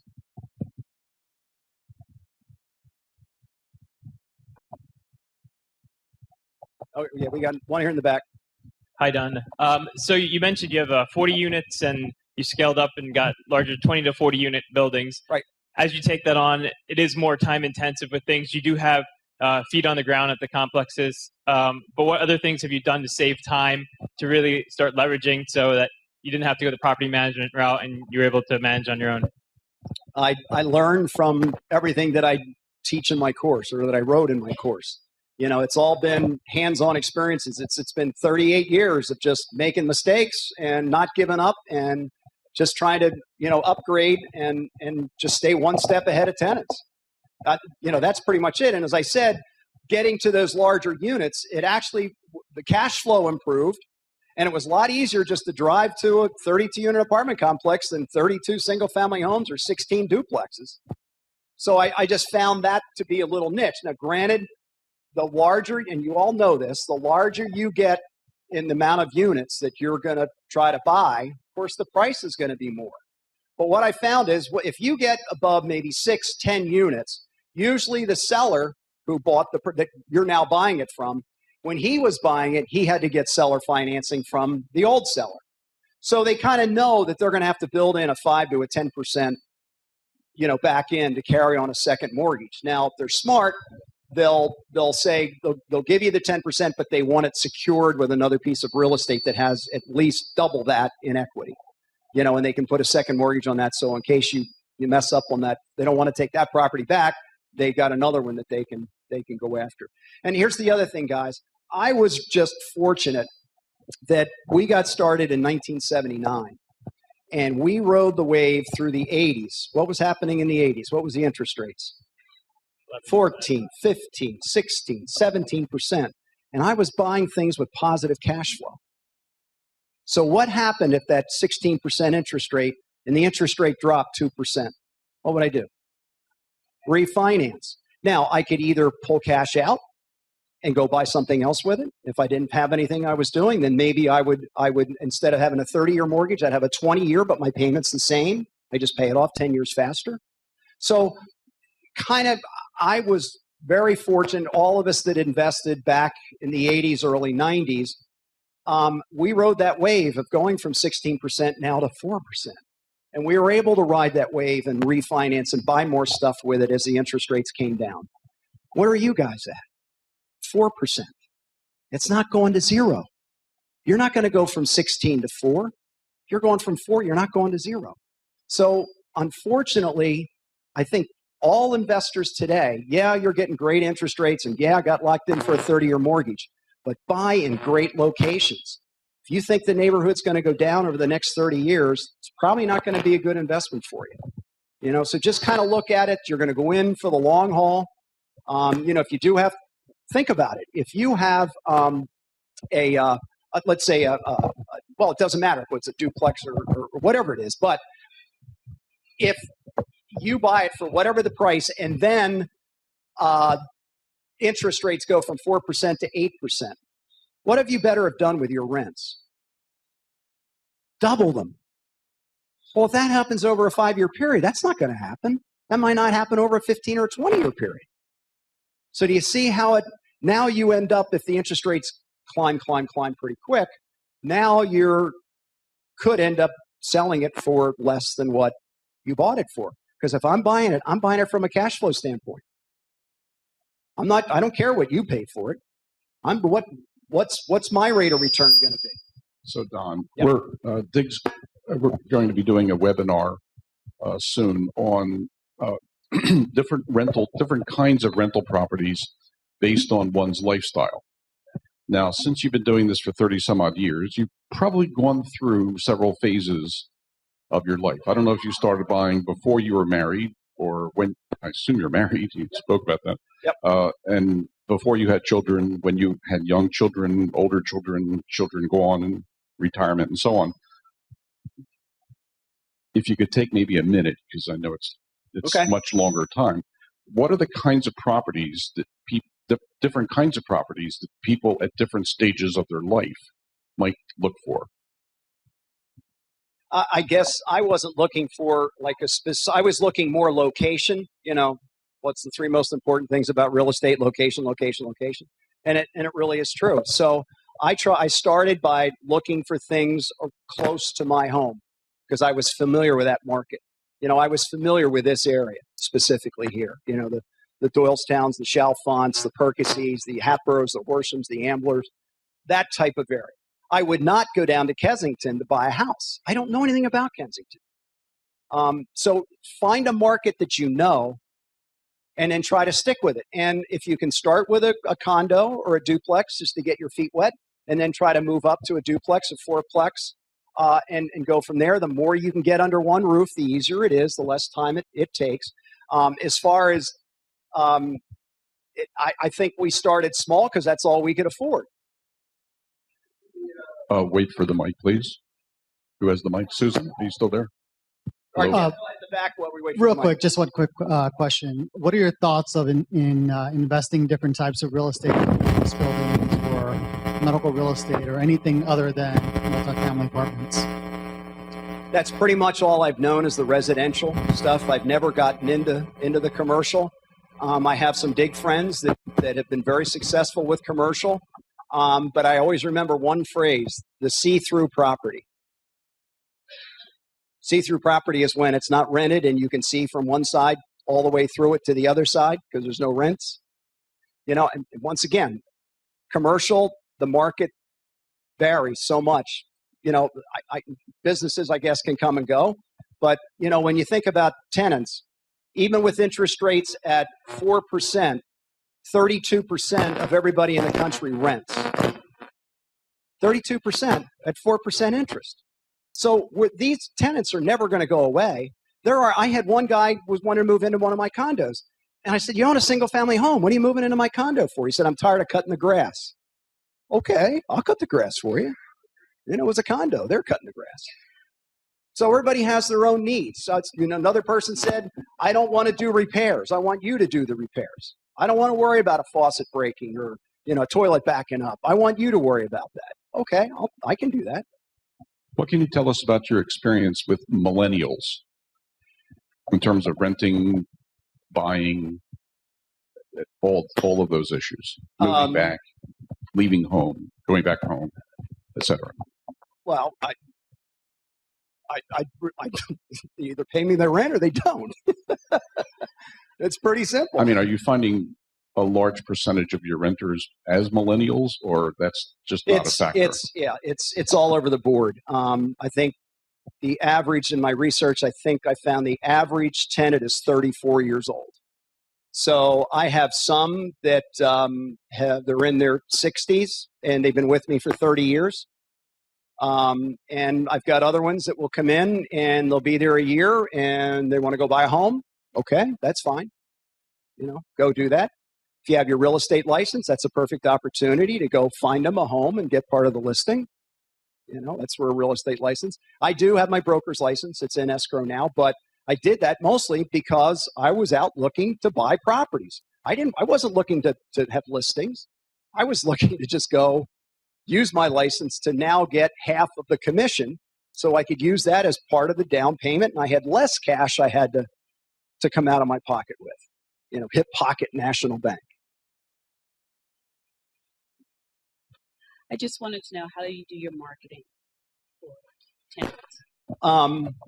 Pretty much all Zillow now, because Zillow will then go to HotPads, go to Trulia, and it just seems the millennials are, you know, they're using the computer stuff now. I don't think I paid for an ad in a paper in 4 years, you know, and it's in Craigslist also works, but I just seem to have more luck with the Zillow approach. And then, and kind of just real quick how that works. I put the ad on Zillow, and I tell what the qualifications are, what they, you know, a little bit of the quality, you know, of course, 2-bedroom, all the essentials.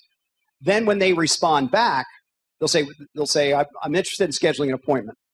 So I write them back and I say, before we schedule the appointment, I need to know, when do you need to move in? How many people will be coming with you? And do you gross $1,000 a week? Okay. Now, they have to answer all three of those questions in a positive manner, even before I'm going to schedule or turn it over to my on-site manager and forward it to them. So they literally pre-qualify themselves. I haven't had to talk to them. It's a standard email. I just cut and paste, boom, send it out. So you get 5 or 10 of those a day. Sooner or later, something's going to stick. Okay, it's about, let's see here, it's 10 minutes after 9. We can ask questions for a few more minutes, and then the restaurant will allow us to stay here tonight at 10:30, I think. So if Don, are you willing to stick around and answer any other questions? I'm on a roll. You're on a roll. Okay. Okay. Any other questions for Don while he's standing up and on a roll? Is it a hoagie roll? No, that's something. What is your opinion on month-to-month leases? Okay, great question. I've had a lot of landlord friends that say, I put a new tenant in, I don't want to give them a year-to-year lease because if they turn out bad, I want to get rid of them right away. So even if it's 60 days notice, they stop paying whatever, I can get rid of them with that 30-day. The only disadvantage of that is, even if it was on a year-to-year lease and they stop paying, you'd still have to go to court anyway. So even if it's month-to-month and you give them notice to move out and they don't move out, you're in court the same as you would have been if you had done it. And what happens if they move out in the middle of winter? December, January, February, nobody wants to be moving in the middle of winter. So that's why if I'm going to give my tenants an option, I give them the year-to-year price, and then I'm going to get another $40 or $50 if they want to go month-to-month because they might move out in the middle of the winter. Okay, and then I've got the heat now and everything going on. So they've got to have to pay a premium for that month-to-month.